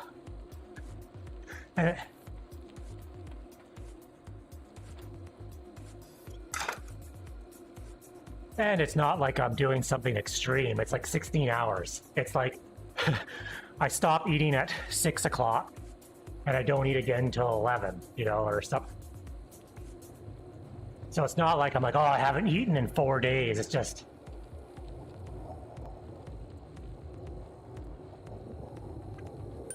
Oh. Yeah, oh yeah. I mean, I still have coffee in the morning, but I just don't eat. Like...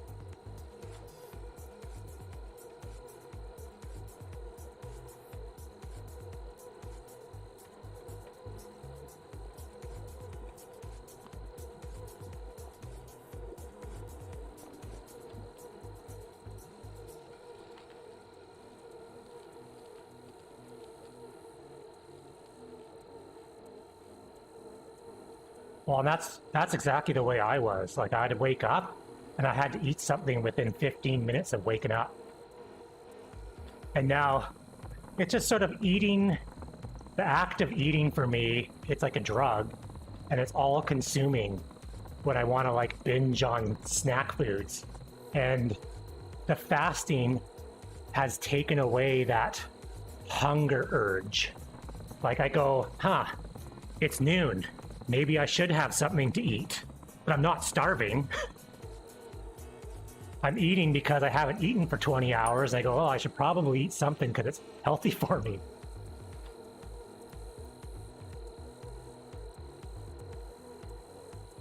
Oh, complete. Oh, yeah. I mean, the weekends I still eat. I had some candy last night, but I still fasted for, like, I'm still fasting right now. But I guess it's also combined with the app. It gives you this countdown, and it's like a goal. Like, I gotta, and I can look at it and go, oh, I still need to fast for another hour. Okay, that's no problem.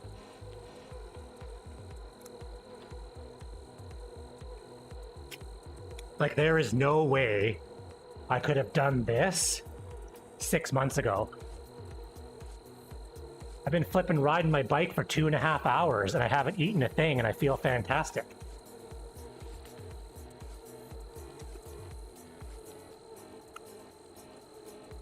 Well, and I think the riding fasted thing too, it's shifting your body.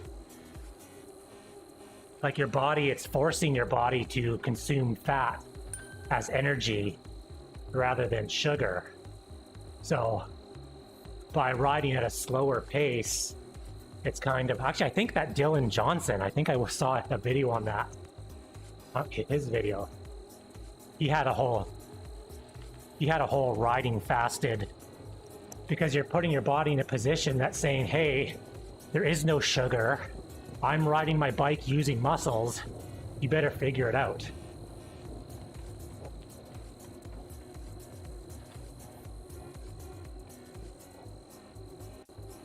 Oh, yeah, yeah.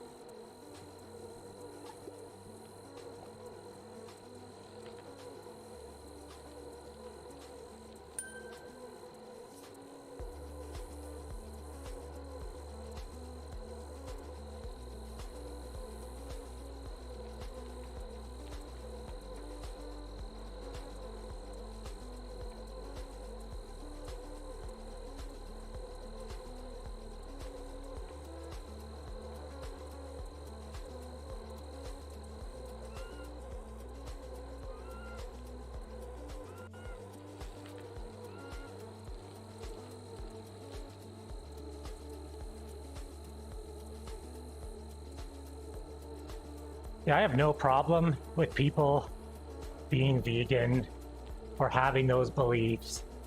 It's just vegans are like people with Apple TVs. Yeah. Well, like you're watching Zwift, how many times do you see someone's name that has vegan beside it? Like why do I care? Like, why does it matter?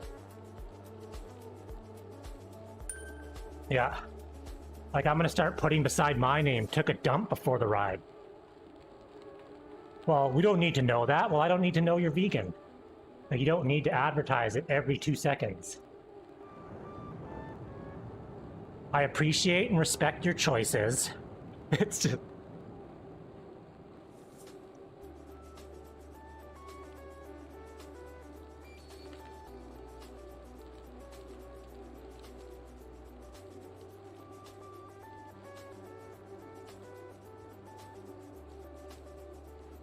Well, I think I mentioned this before, where even vegan food is not vegan because a lot of crops, a lot of vegetable crops are pollinated by slave bees. So they're using slave animal labor to pollinate broccoli crops.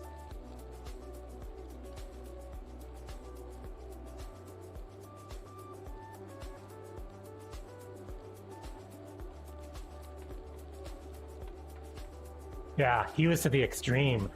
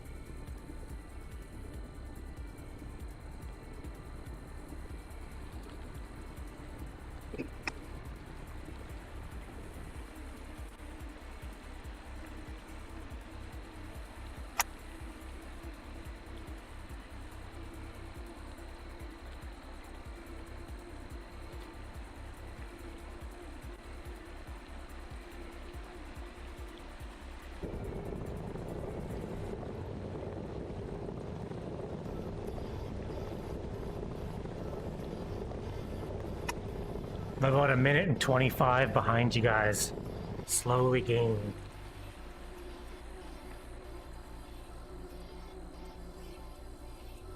You know, now that I haven't eaten, I gotta push the bonk. Wait for me, guys. I'm bonked.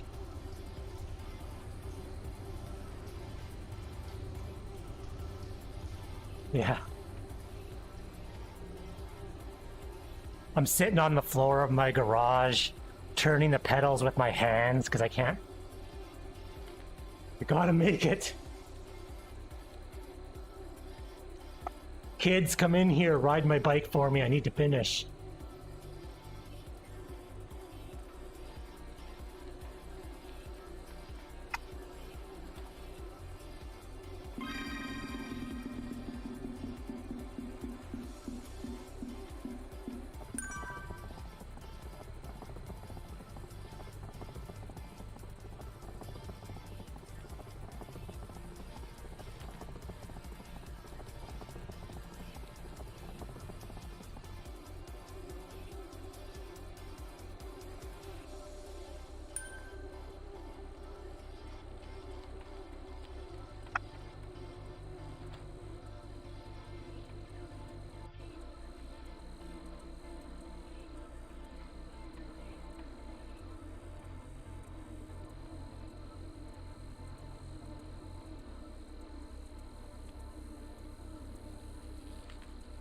Oh, we're so far in the back, we don't know if it made a difference.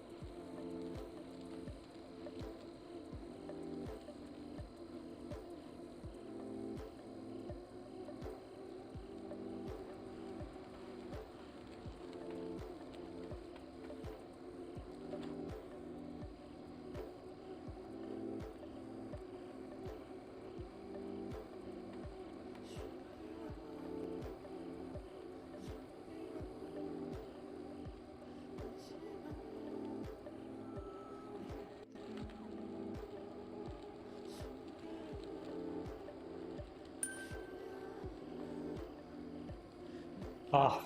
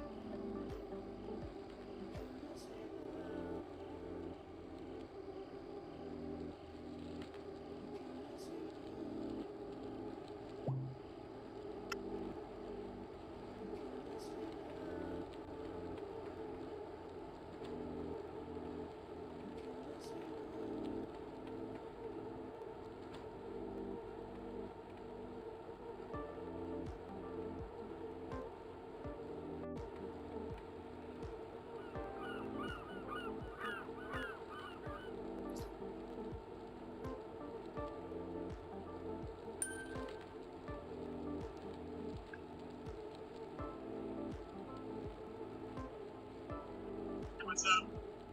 See you all.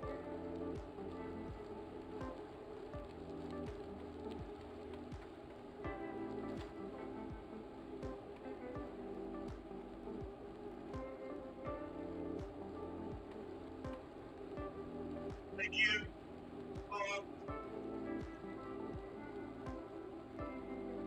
that's me.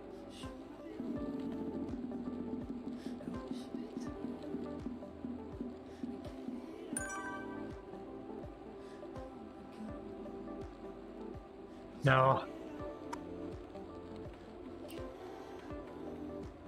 It was me.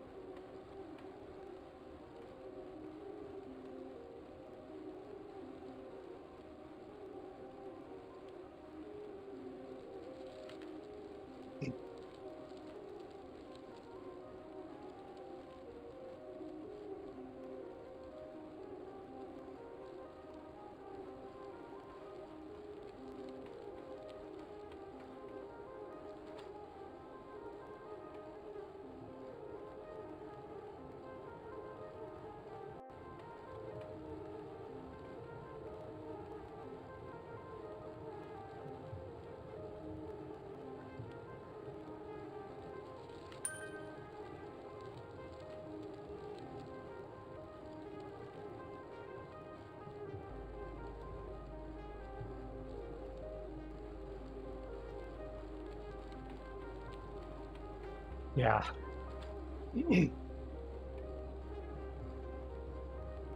Oh, Velo Viewer?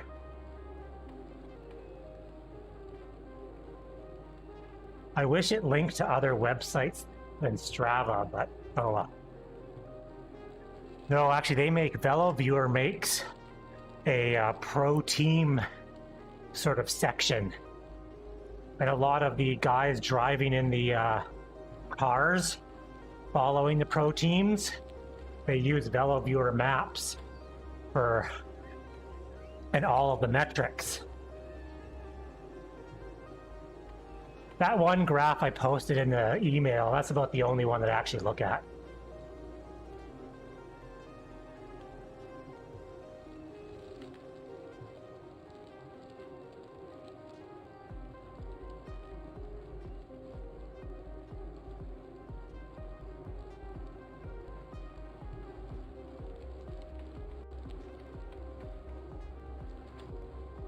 Like Brad and Christine, you guys have joined forces and you're going faster than what your watts per kg indicates.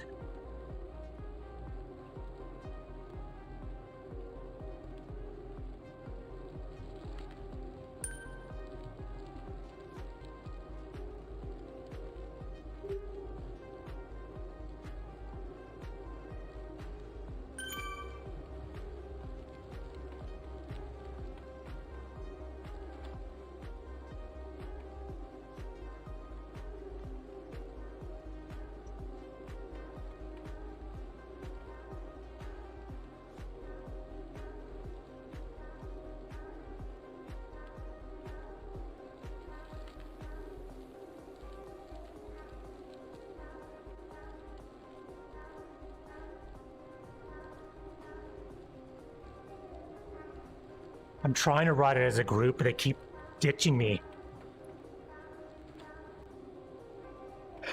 No, keep going. I'm close.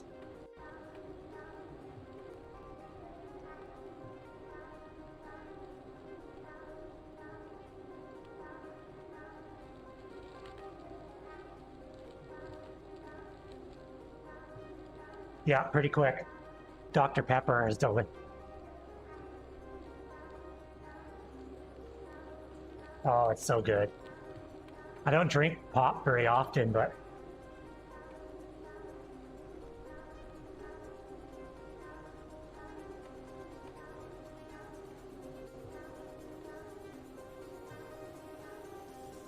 no,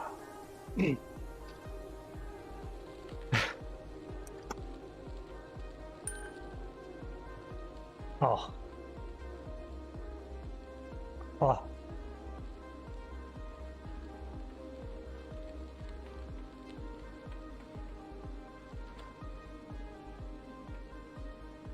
Yeah, they still have that in the States. It's like the Coca-Cola version of Dr. Pepper.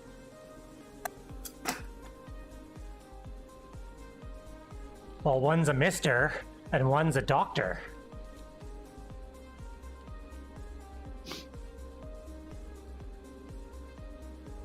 Like they should have called it King Pib or something like that. Yeah.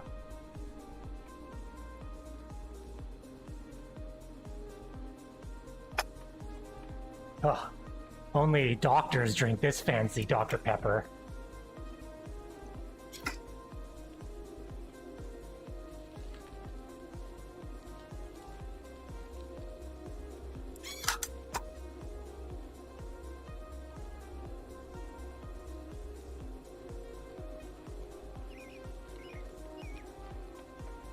Well, Coca-Cola, wasn't that because of cocaine?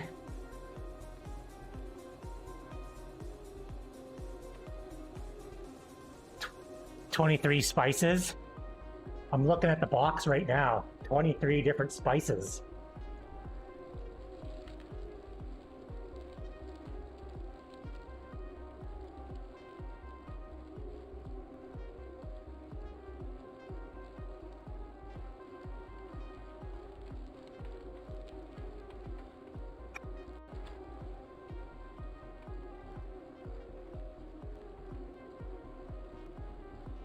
I could see that.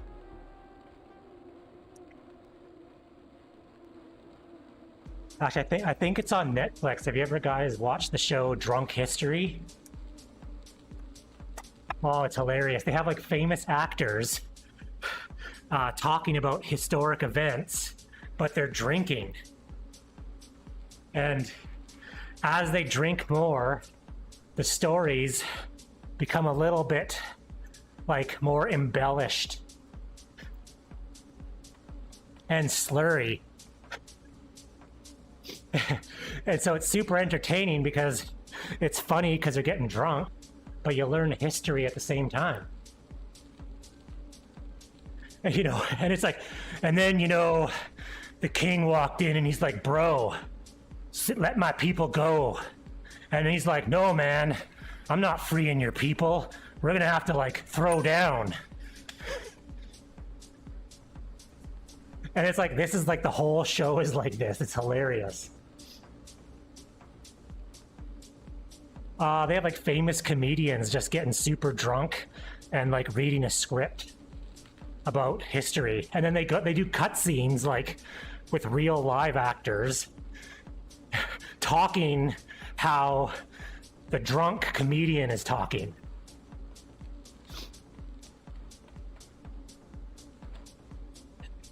Yeah, I'm pretty sure it's Netflix. Hey, see, Brutus, why would you do me like that? That's not cool.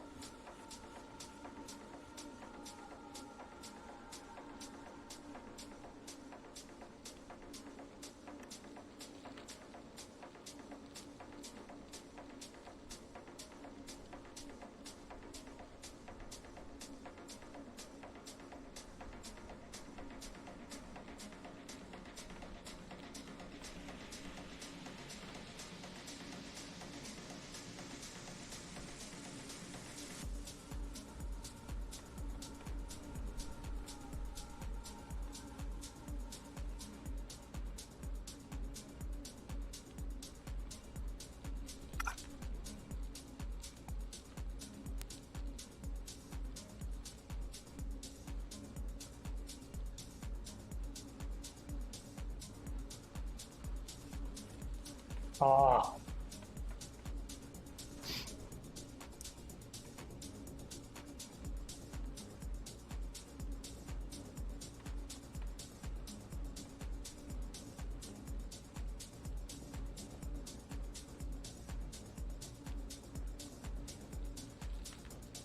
Yeah, we made it to the baseball bat season. And I'm like, come on now. Maybe, I don't know.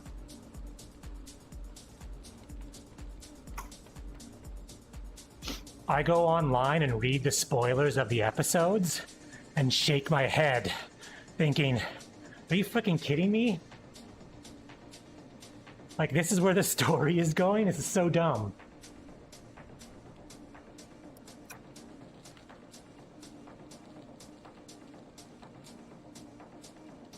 Well, the problem with TV is, if you followed reality, it wouldn't make good for good TV watching.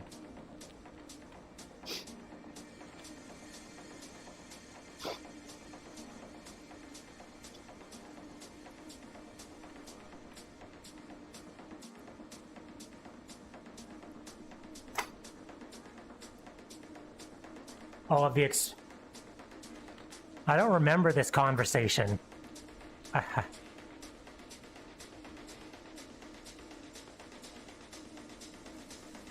Oh yeah, no, I was.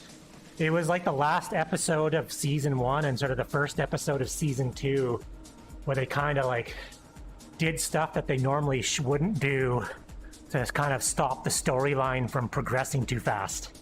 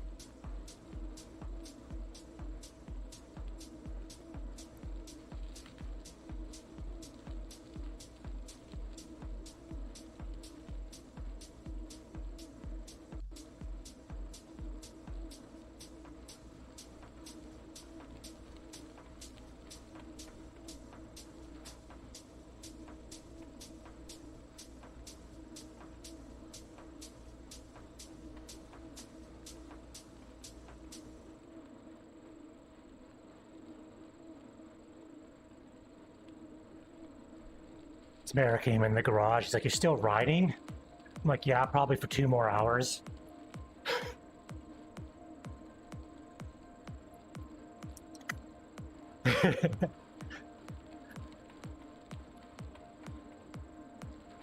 Nope.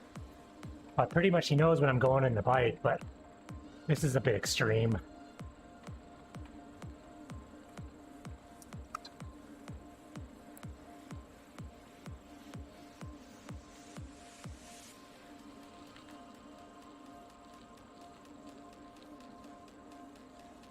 Yeah, I think because once we get to the top of this, we go back into the jungle, right? Yeah. So the rest of it after this hill is relatively flattish. So we should be able to pick up the pace.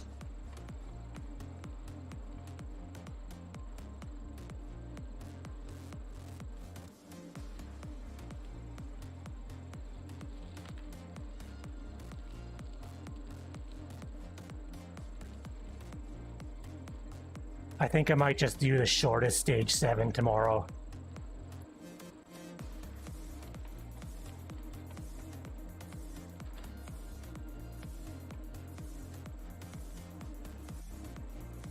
No, Sunday I think is it. Yeah, I'm pretty sure.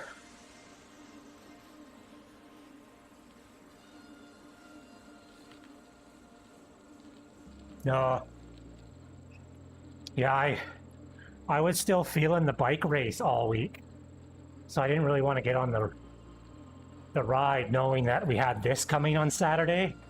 So I wanted to be as fresh as possible. But then that puts me in a bind because I need to do 7 tomorrow.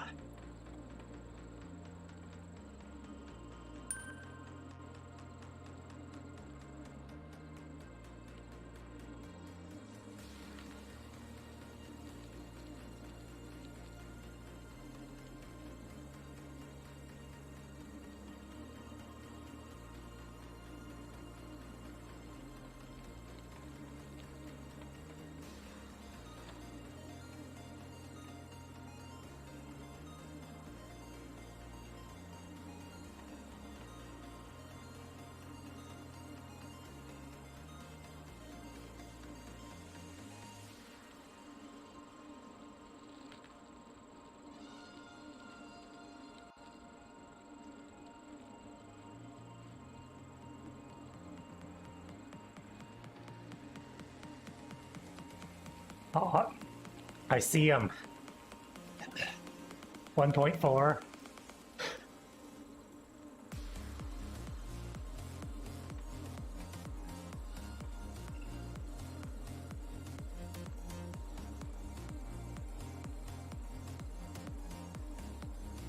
I bet he started too fast. Well, it's funny, I'm looking back on these long rides we do, and I think back to every test of metal and Squamish that I did, and I did them all wrong. All wrong. Because I treated it like a race, and I went out hard, and I tried to maintain my race pace for as long as I could. Like there was no pacing at all. And you can't hold, 9 out of 10 speed the whole time. And I think back, I said, man, I wish that race was still on. Because I would go back and probably smoke my best time by a huge margin. Just doing what we're doing now. Because there'd be parts, like the last third of the test of metal, where I'd be walking up every little hill. Just like bonked. No power.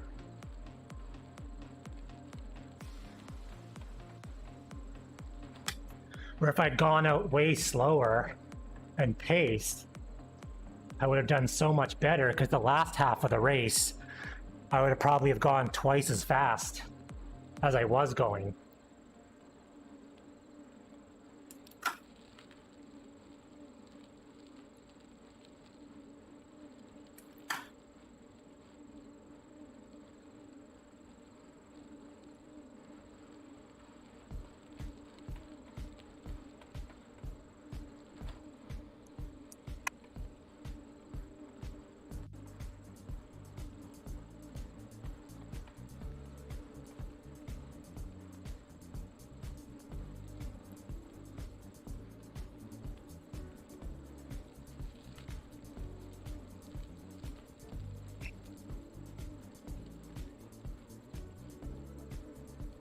Oh, he hit 2.6. Oh, he's trying to hold you, Christine. 2.7. He's pushing it. 2.1.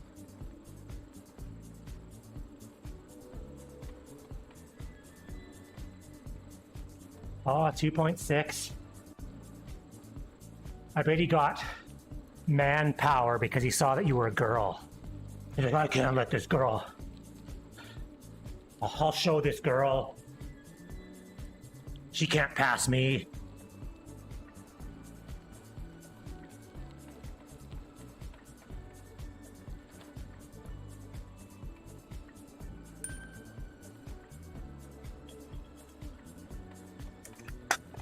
Oh, I had more gears. What the hell? I was like grinding away. And I had 3 more gears to go up.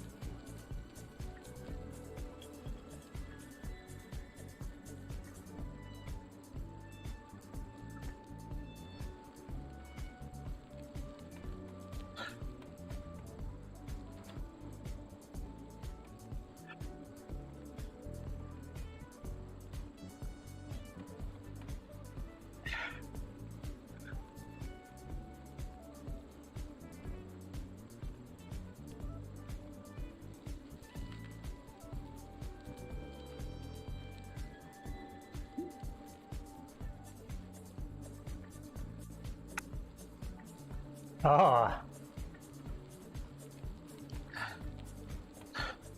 Love is in the air.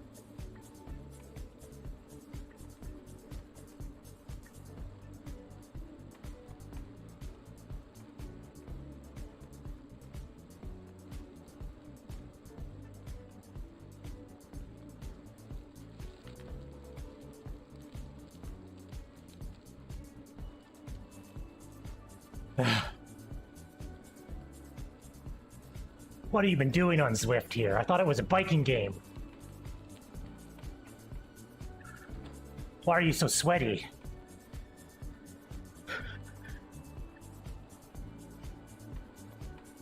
Yeah. What? How come you don't have your clothes on? I'm changing. Yeah. It's cold in here. There's shrinkage.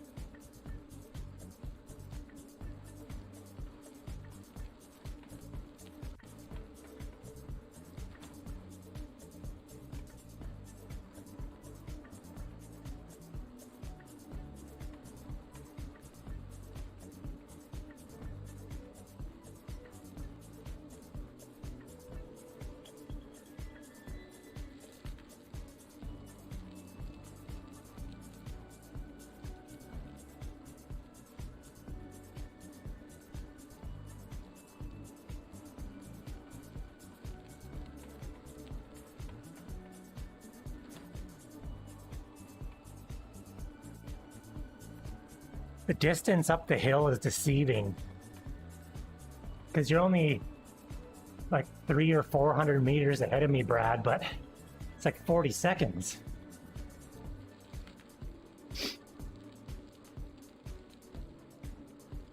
Yeah.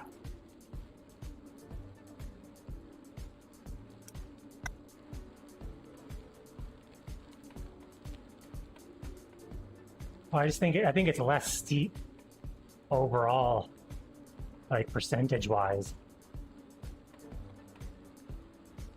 It's like stupid Ventu.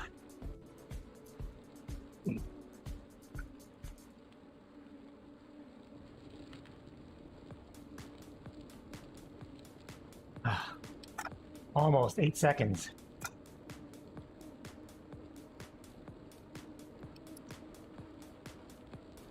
No, it's funny, I have lost about 1.5 kilograms. And I actually updated my Zwift weight. Still not as light as I am, but kind of an in-between. And it is noticeable because I keep looking at my power output in watts. And I keep looking at my watts per kg going, huh, it's a little higher. Like, I'm so used to correlating the numbers that even like 1.5 kilograms makes a little bit of difference.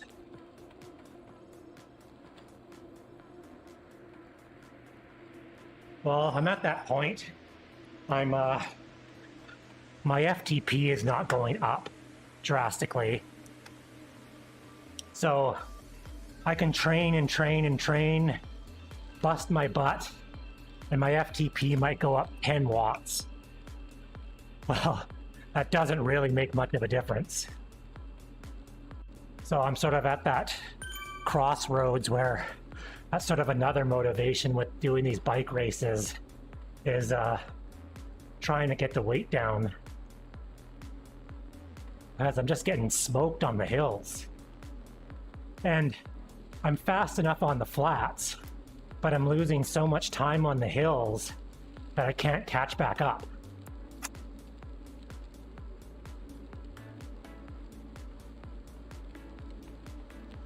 Yeah, like it does good for that, but that last course was just horrible. I hate that course. At least in Innsbruck, it's flat with one steep hill per lap. Yorkshire is just up, down, up, down, up, down.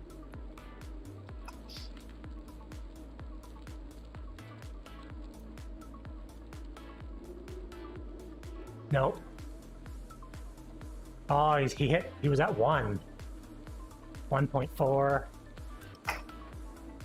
Should give him a thumbs up.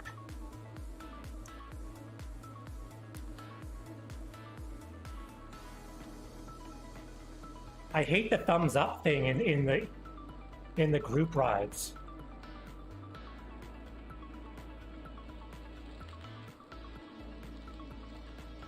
You can't do like the super group ride.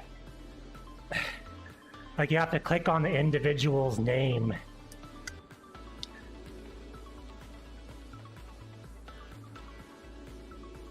I think Zwift removed it because if you get in a group ride with 8,000 other people and everyone is dropping like ride-on bombs,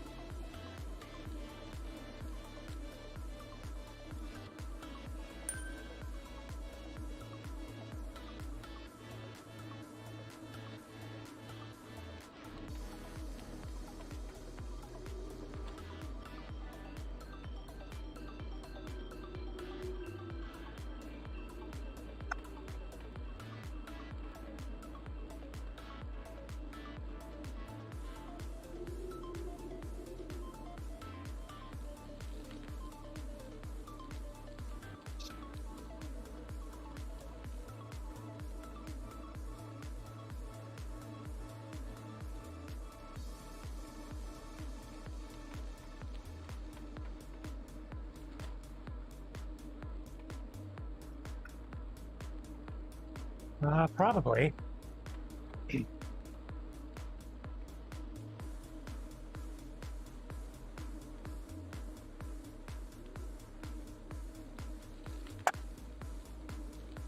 I don't really watch it. It just gives me an excuse to make nachos and chicken wings.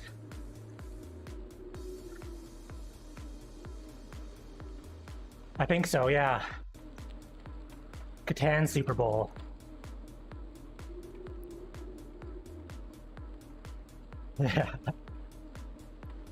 It was one of those routines that when Tamara and I first met, that I pretty much said, like, Grey Cup and Super Bowl, I am going to be sitting doing nothing all day. And I'm going to eat junk food and drink beer.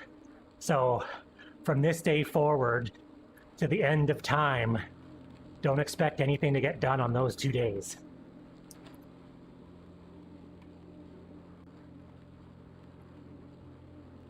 Yeah, pretty much. So I kind of half watch it. I like read a book, drink beer, eat nachos.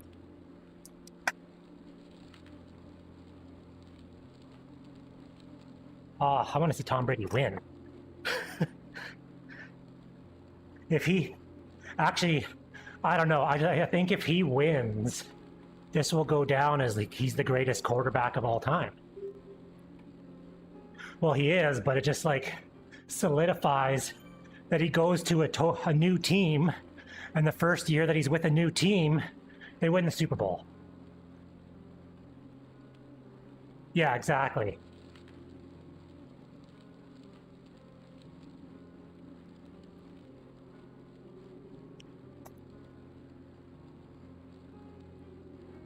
Crazy.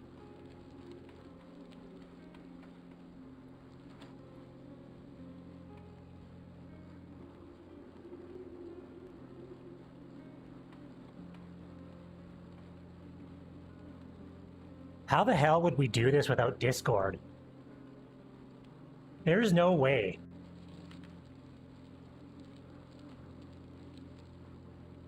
Been on this bike 3 hours and 15 minutes, and if I didn't have your guys' voices, yeah, there's no chance.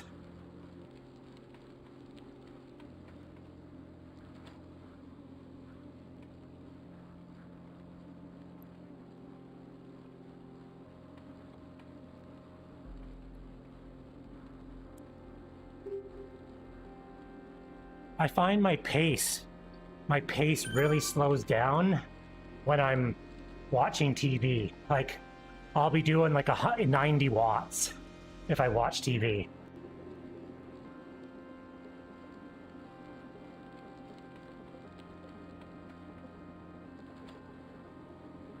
Like, the Discord gives me enough of a distraction talking, but I'm still sort of focusing on the game.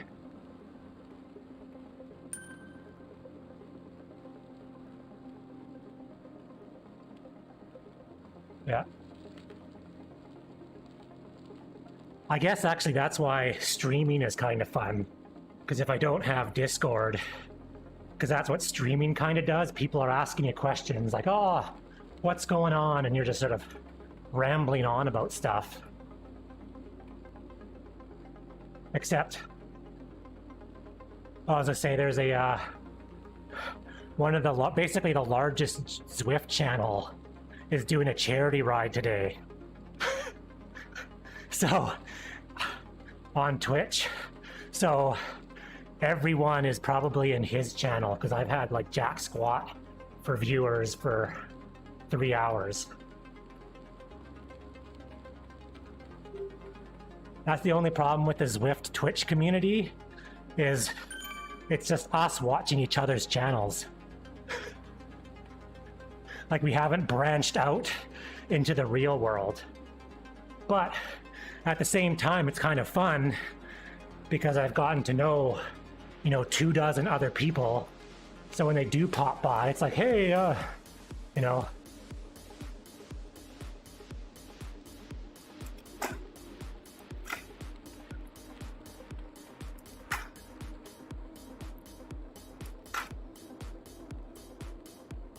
Yeah. So it's, well, that's the joke. It's like, if I'm not Zwifting, I'm watching people on Twitch Zwifting.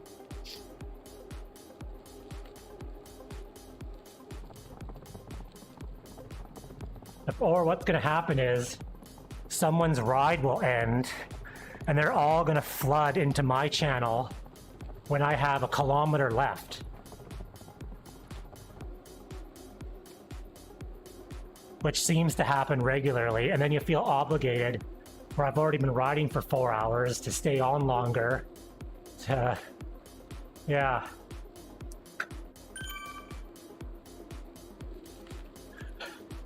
There's this one guy, Bert Skeets. He's a fairly large dude, and every time he gets a follower, he does a 30-second sprint. And it's kind of like sideshowy, but it's also he's getting fit because people will just pile on the follows. And he's like, I can't do it anymore, guys. No more follows, please. And he's like, you could see he's like visibly dying. And then someone will be like, oh. But it's better than squishing cakes.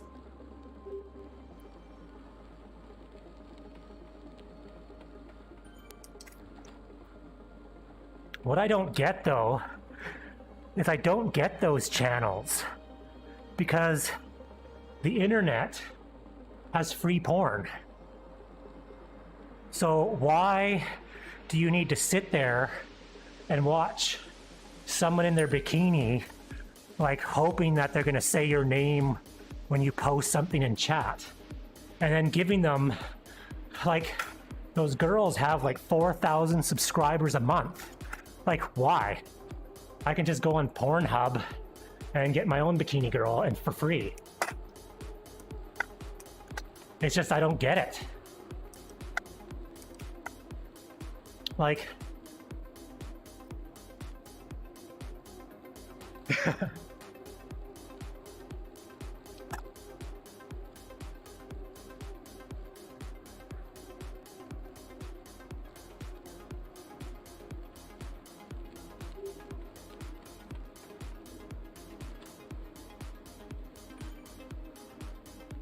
oh, I think I caught you, Christine, finally.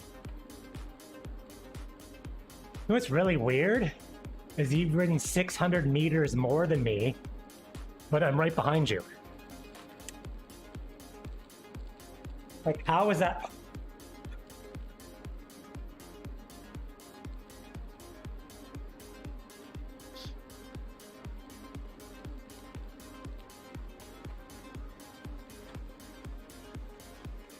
I wonder if, like, cutting the corners makes a difference.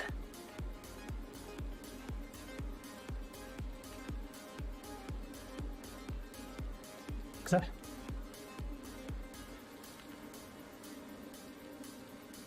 I know with the steering, they're saying you can cut the corners, and it's noticeably faster when you cut the corners on people. So maybe that's part of it.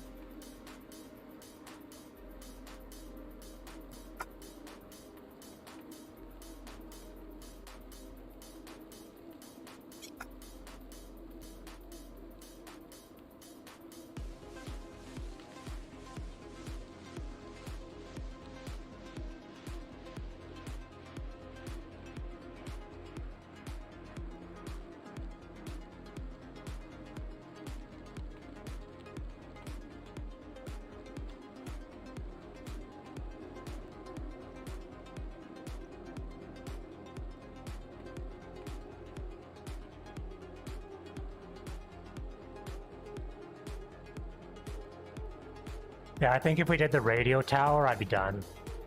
That's demoralizing.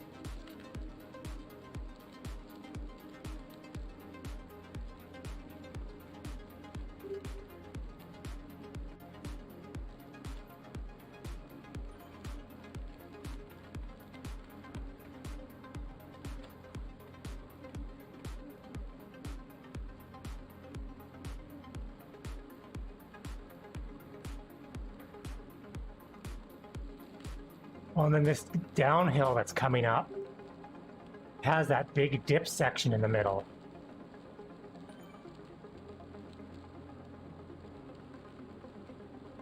Oh yeah, you'll come to a complete stop.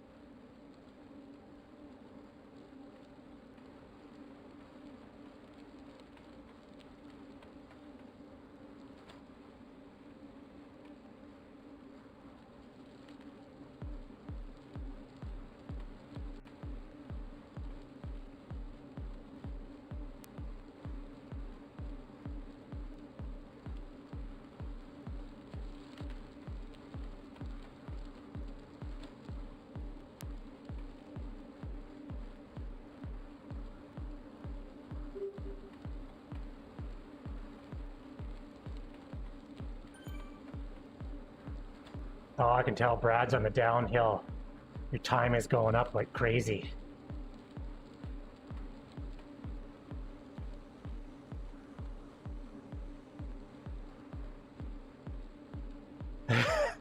Yeah, please don't. Please no.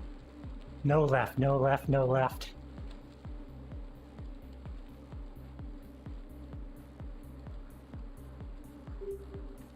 Yeah, exactly. Oh, you want to go left? Yeah, let's do that. If I don't get this route badge, I'm gonna lose it.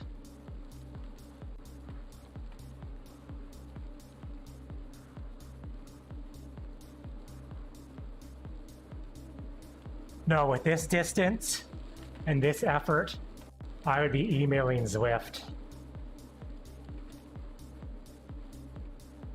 I don't think they do, but I'd be like submitting my fit file saying, look, see the PRL half, that actually route wasn't too bad. I'd do that again.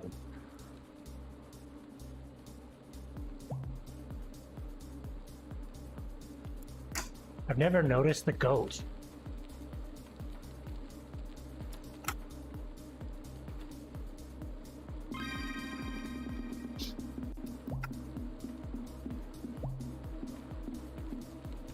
Oh yeah, arrow power up.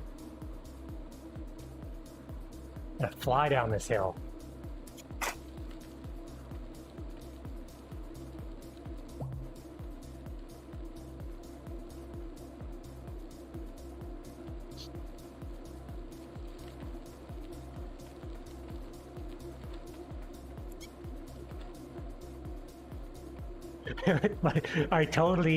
My anxiety just went up a little bit going past the radio tower.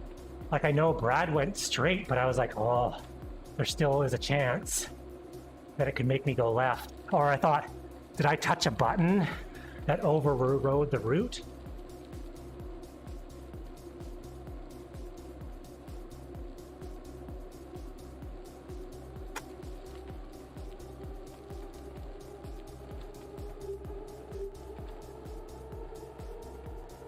Works great.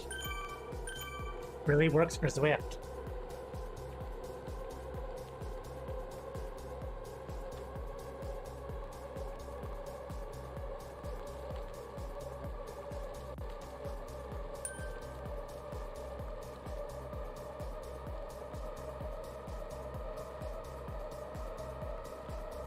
What? Why is my guy not super tucking?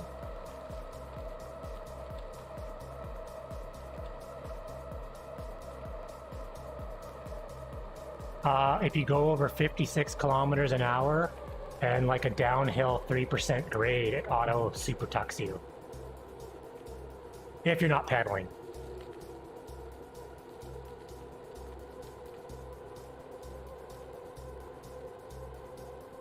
There we go. If you're in a group of people super tucking though, it's amazing because you all kind of, one guy pulls ahead and then everyone kind of drafts him and it's this little rotation.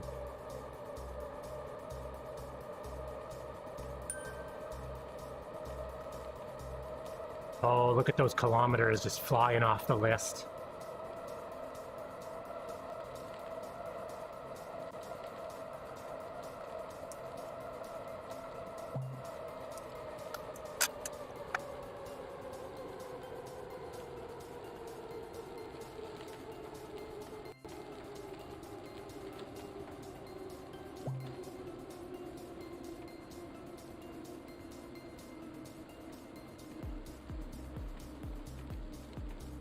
So is it just the jungle left now?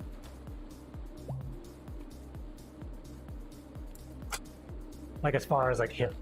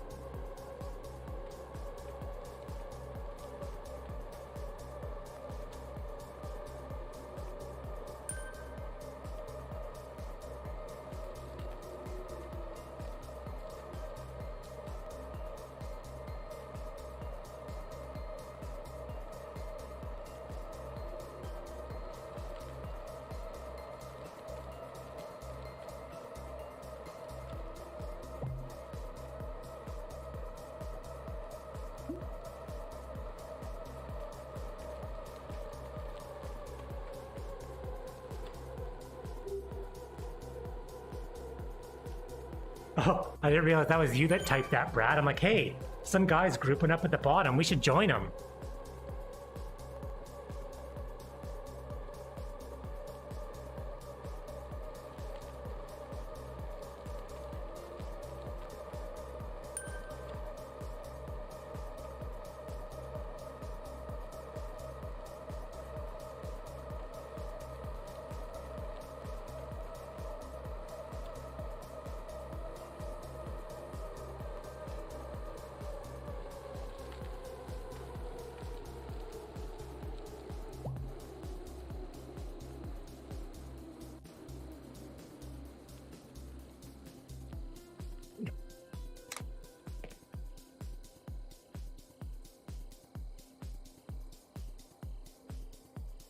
I think I might be losing you guys pretty quick for hearing you because my headphones just beeped. I'm hitting the 3.5 hour mark.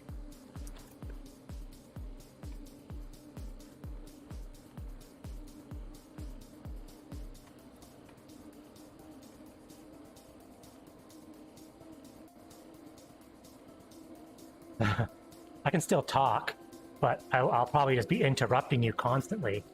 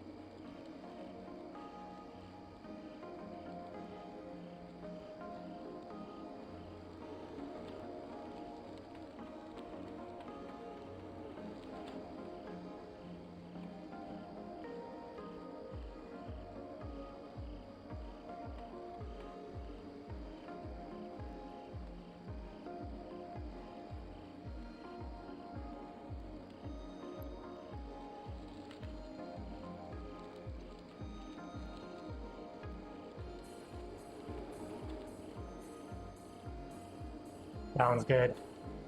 I'm almost caught up to. I'm just gonna start doing the same.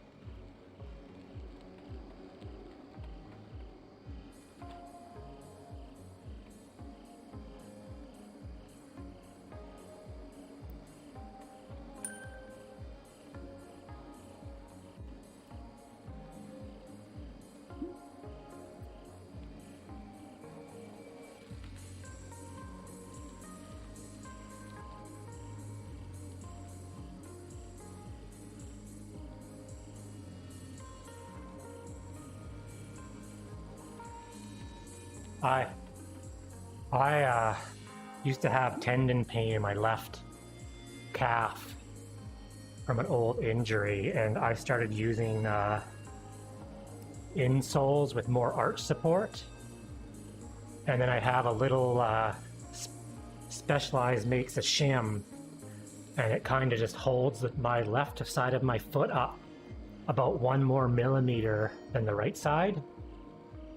And I guess it straightened my leg enough that I don't have any tendon issues anymore. I think... Oh, sorry, go ahead, Norm.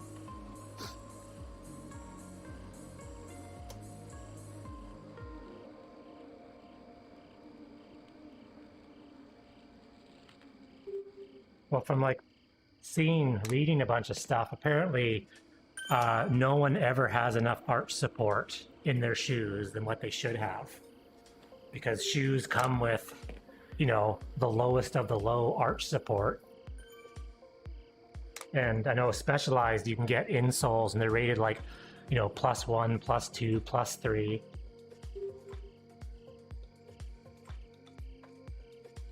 Kind of like getting orthotics.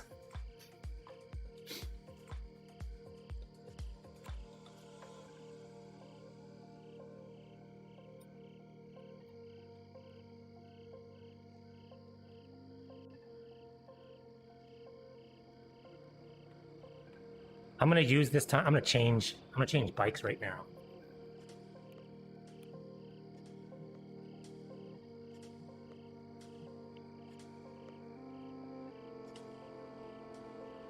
Maybe I'll buy a new bike.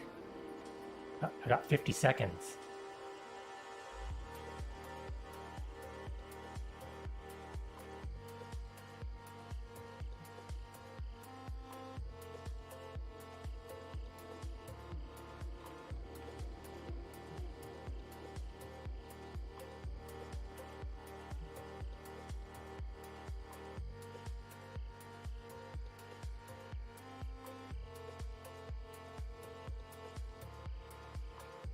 Oh, I'm gonna buy the Specialized Epic S-Works full suspension.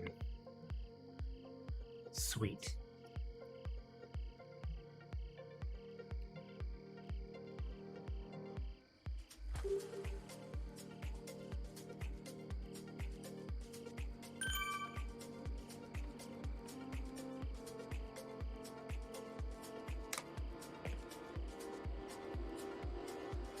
Oh, well, apparently I didn't buy it. I tried, but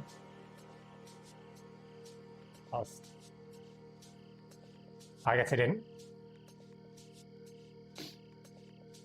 Or I didn't hit the, like, buy button, and the Apple remote's horrible.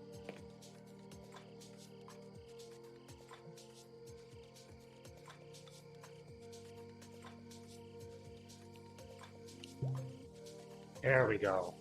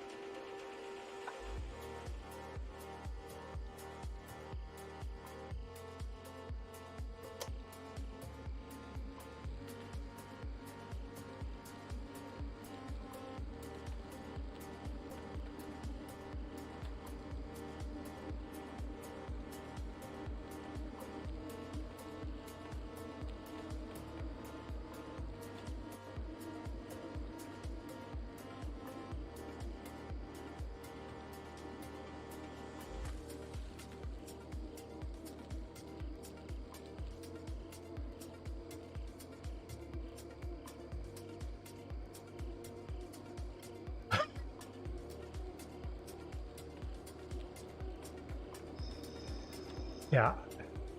Coming up pretty quick.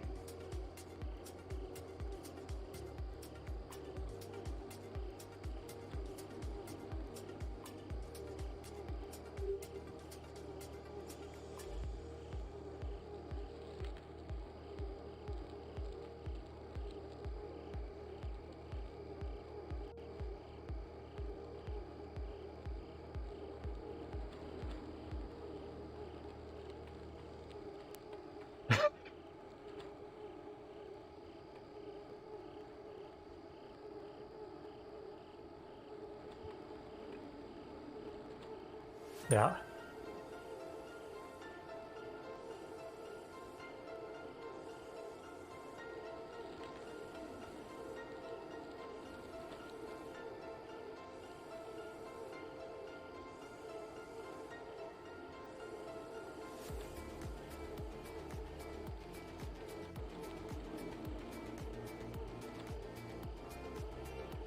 They're probably thinking, oh yeah, that person's gonna have a good night.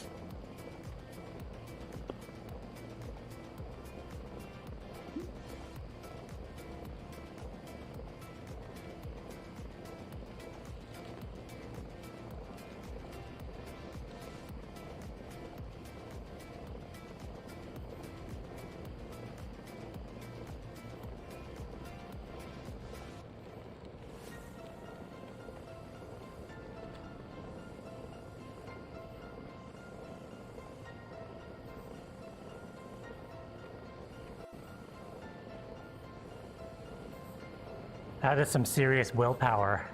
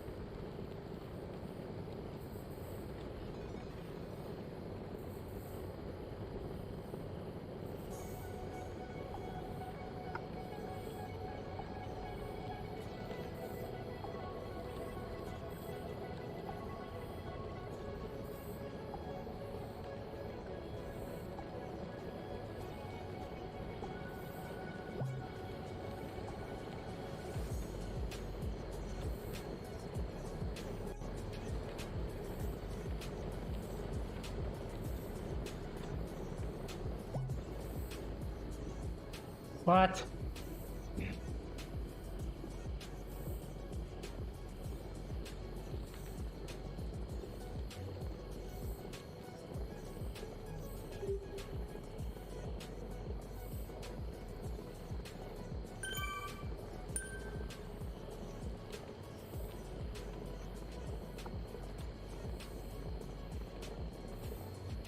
I ordered a bacon cheeseburger. This looks like a clubhouse.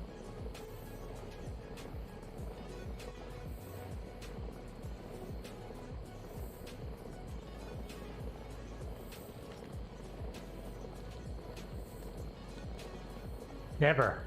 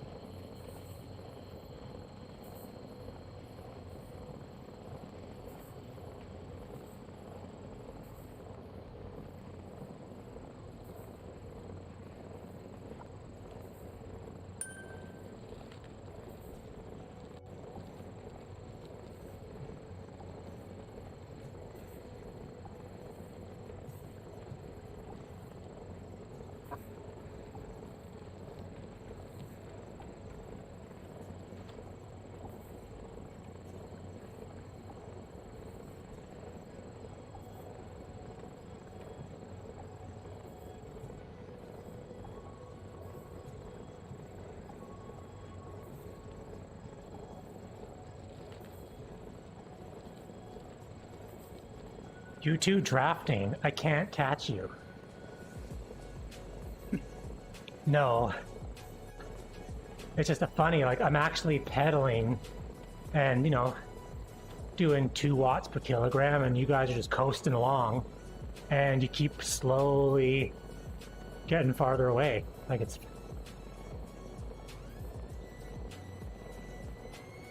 Oh, we're almost at the bottom of the hill, aren't we?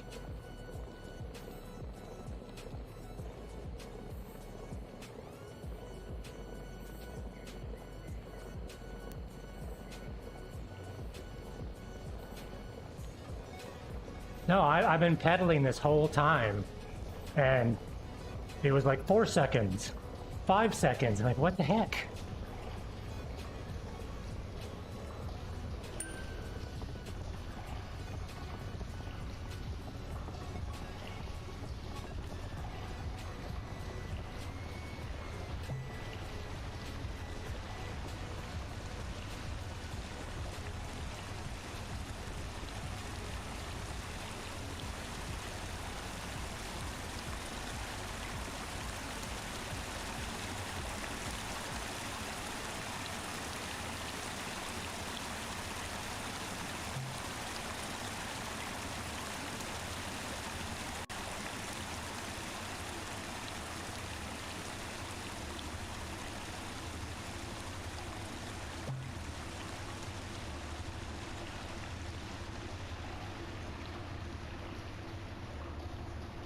Yeah, it's weird on this. Oh, you just disappeared.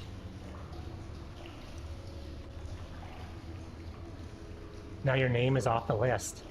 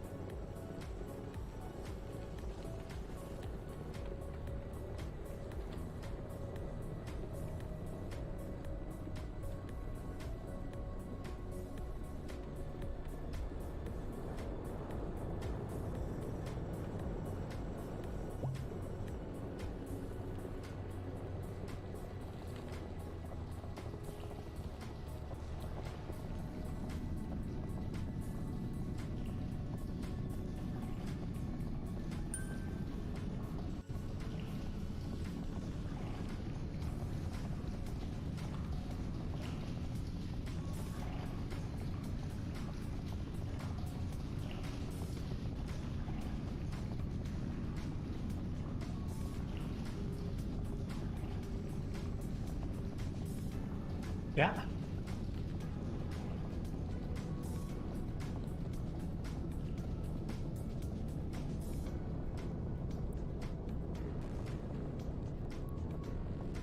Didn't work for me. I slowed down a little bit and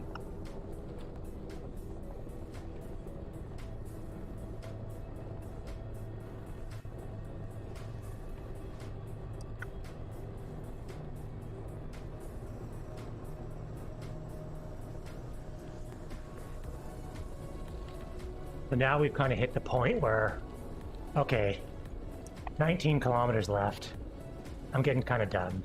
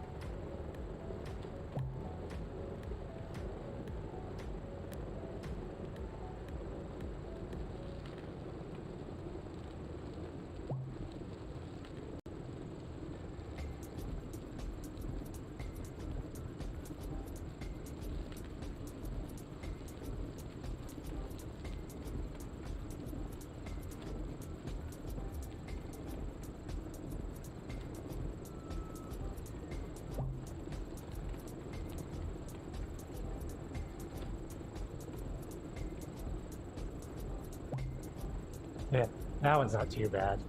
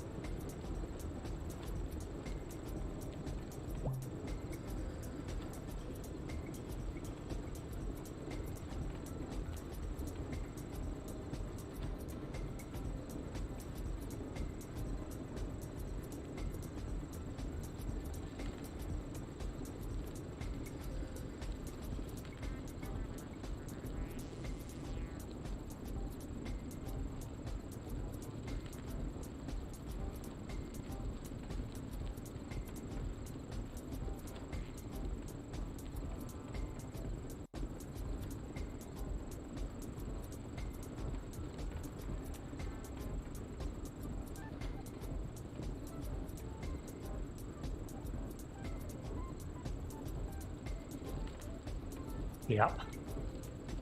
I'm thinking. Yeah. Well, that's why I should fasted. Fasted riding.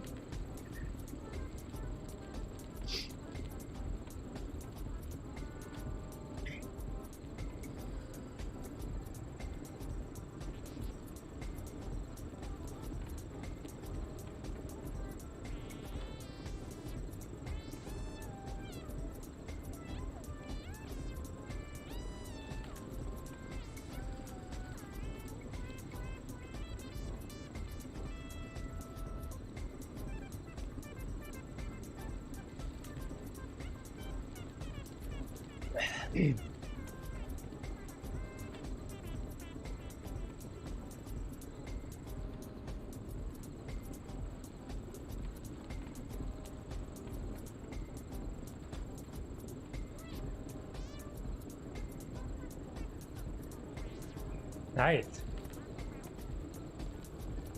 Ooh.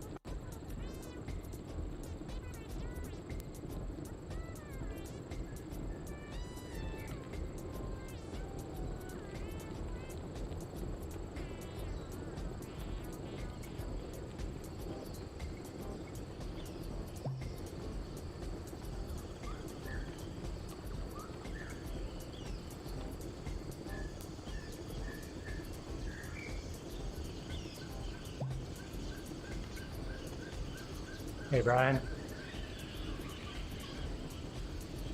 How you been feeling?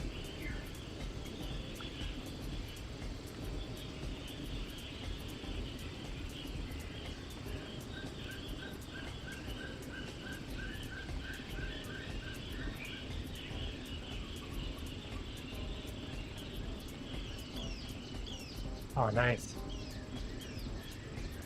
Got your butt kicked there pretty good.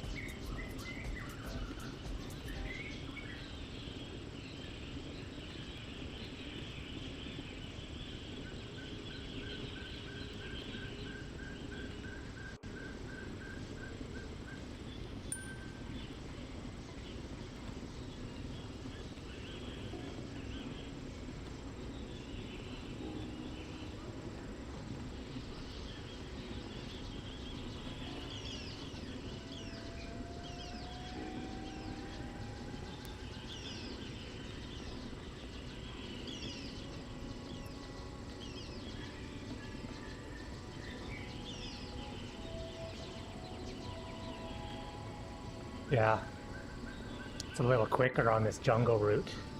Not that we're trying to go super fast. B Temple and C Shilling, I'm riding with them like friends of mine in the real life.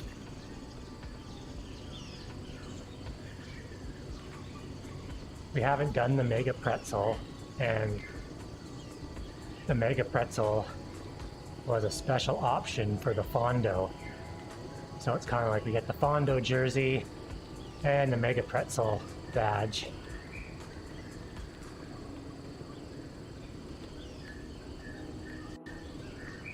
But this is a long route.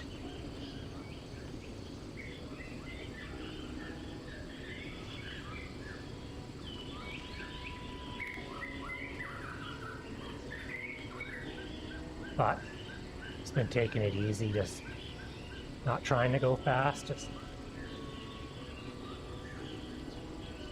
yeah. Luckily this has had a lot of downhills, so I've been jumping off on the downhills. And the kicker I have has those new feet, and it moves a little bit.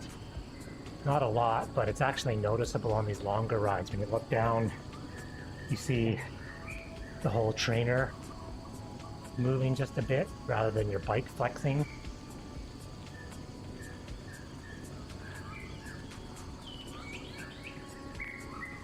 Trying to push the limits a little bit of fasting. I haven't eaten since 6 o'clock yesterday. Which the experiment's going pretty good, because there's no way even 2 months ago I was doing a 4-hour ride without eating a ton of food.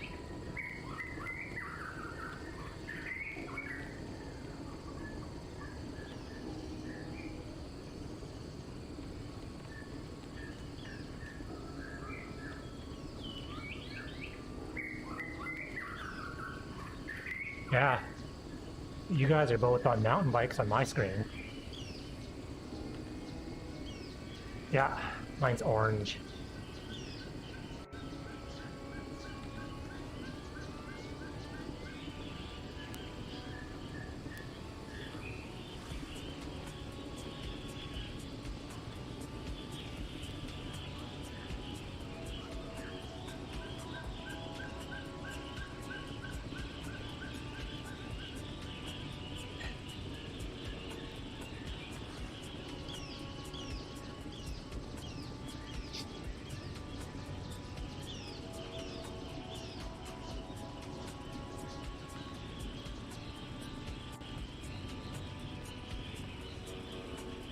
Thanks, Brian. Have a good ride.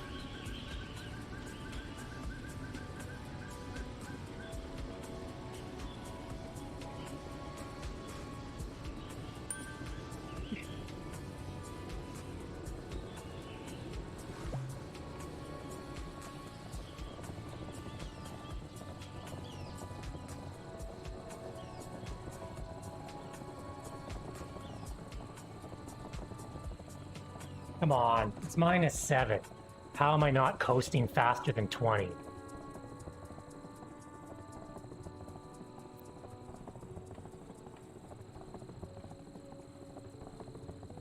Now I had like no momentum for the uphill.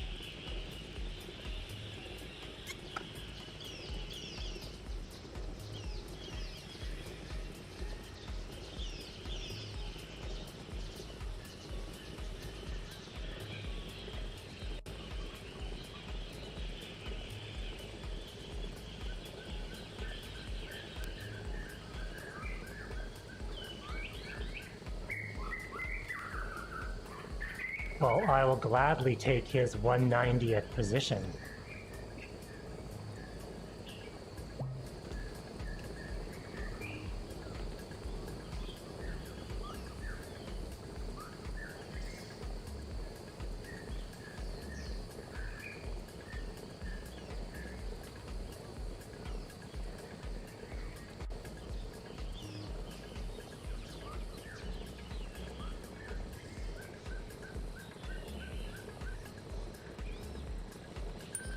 Yeah, if you're not going for the top 100, there's no point.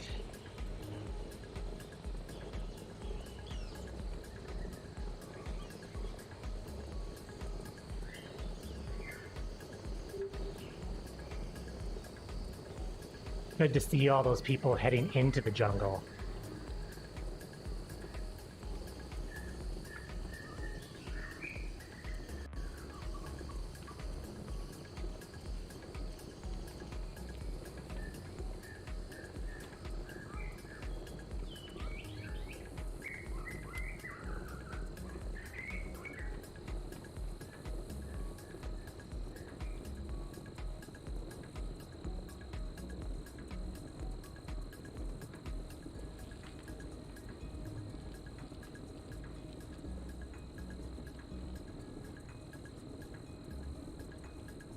Yeah, pretty quick.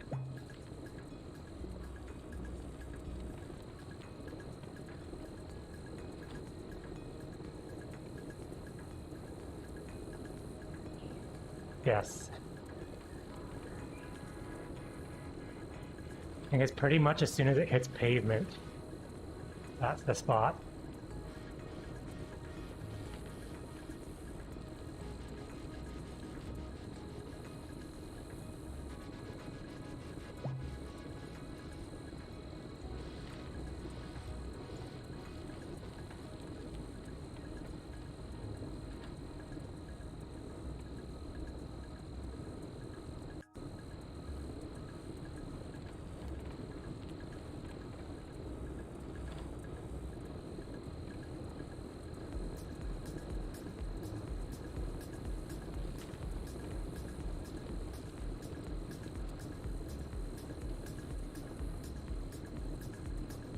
Yeah, like right here.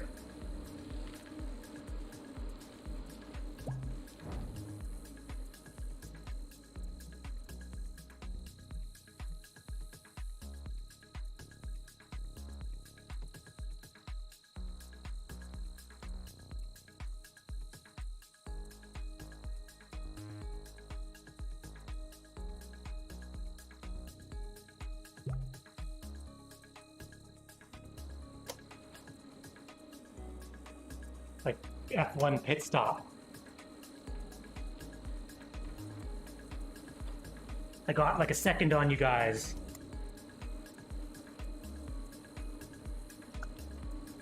I think I've kind of it worked really well that time. I figured out that if you want, the menu button also acts like a back button. So I was able to, like, as soon as I hit the bike, I just go menu, menu, menu, and then I'm back at riding. So, and my sweaty thumbs worked pretty well on the touch screen that time.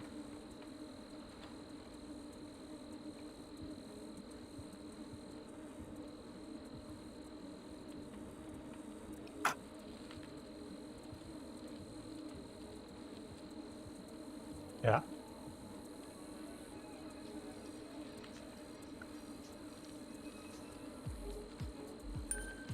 Doing pretty good. 15K left. That was a good effort.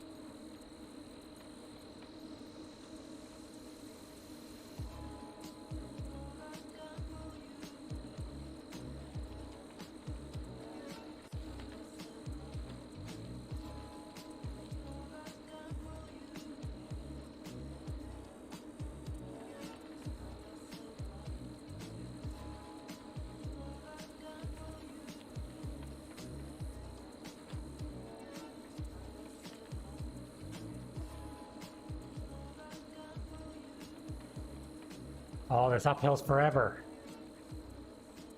Come on now, I just want to go downhill.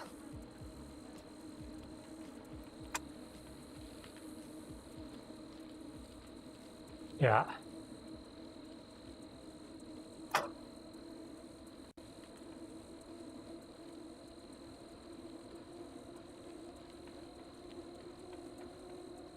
Yeah, I think the Tour de Vic is like 1800 for the 140 route. Yeah. But 30K less.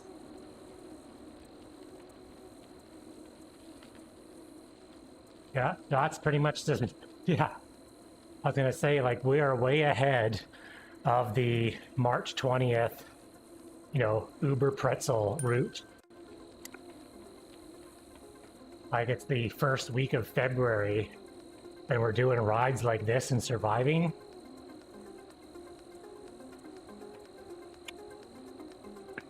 Oh, yeah.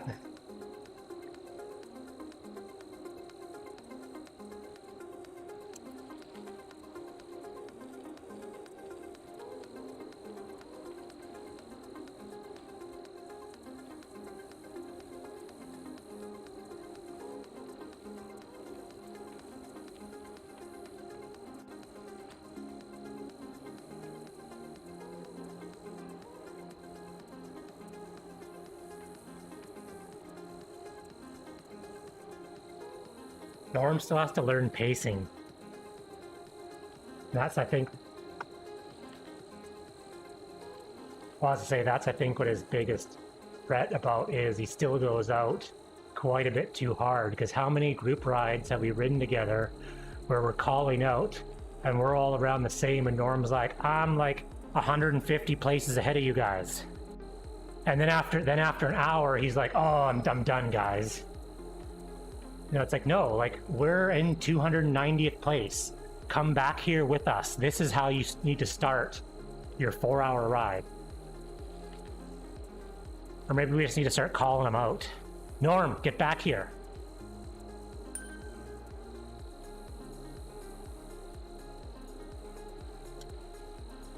Yes. It should be gray. Gray. That's it. Zone.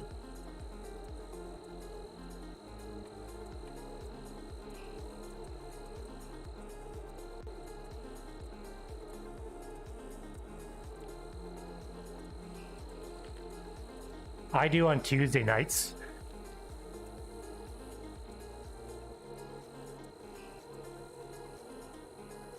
Yeah.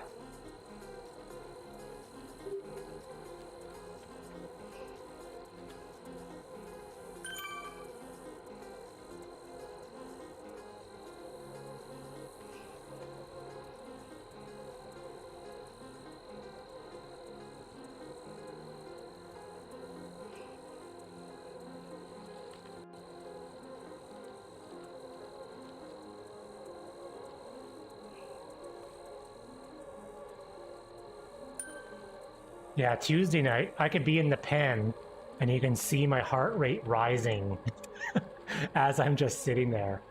But it's not really a performance thing. It's I know what's about to happen and it hurts. Because I know it's...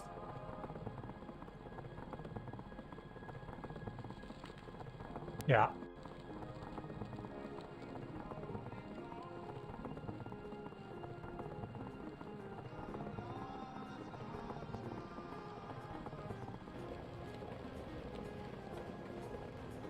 Yeah.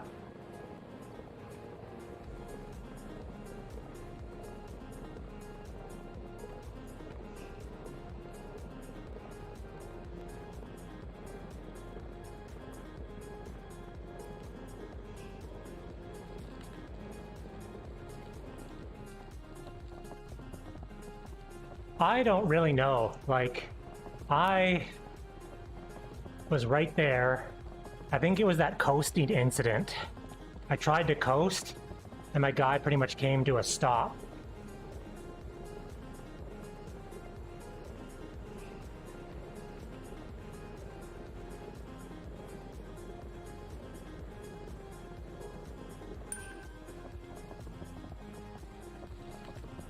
Yeah, once we hit under 10, or you guys are already at.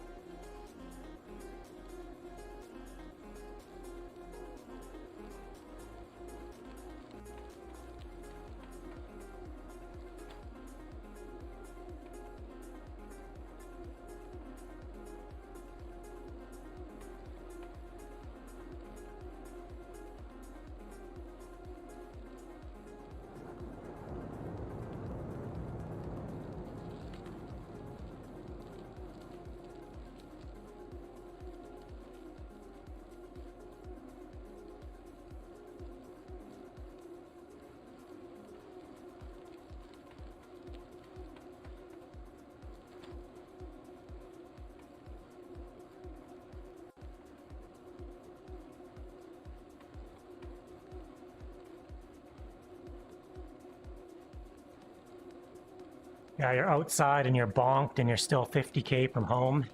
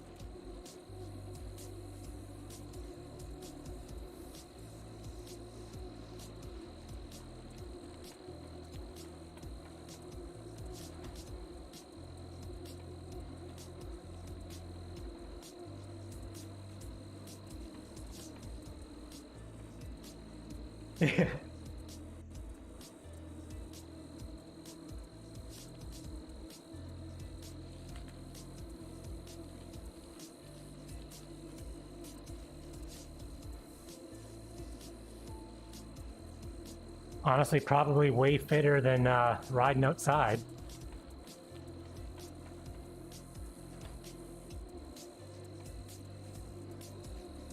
Well, you think of how much have we really coasted in 4 hours and 17 minutes?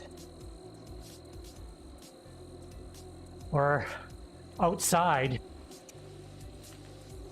well, like outside, you every like 100 pedal strokes, you probably stop for 10 seconds of pedaling.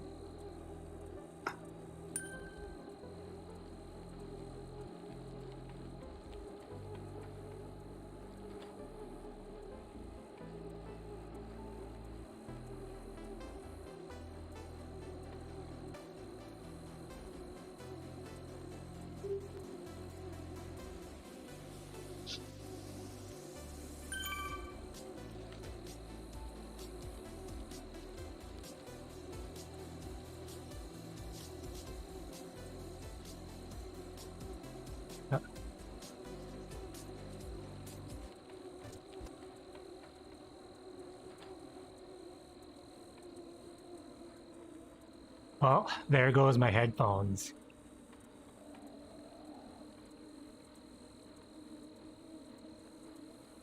I will talk to you guys later.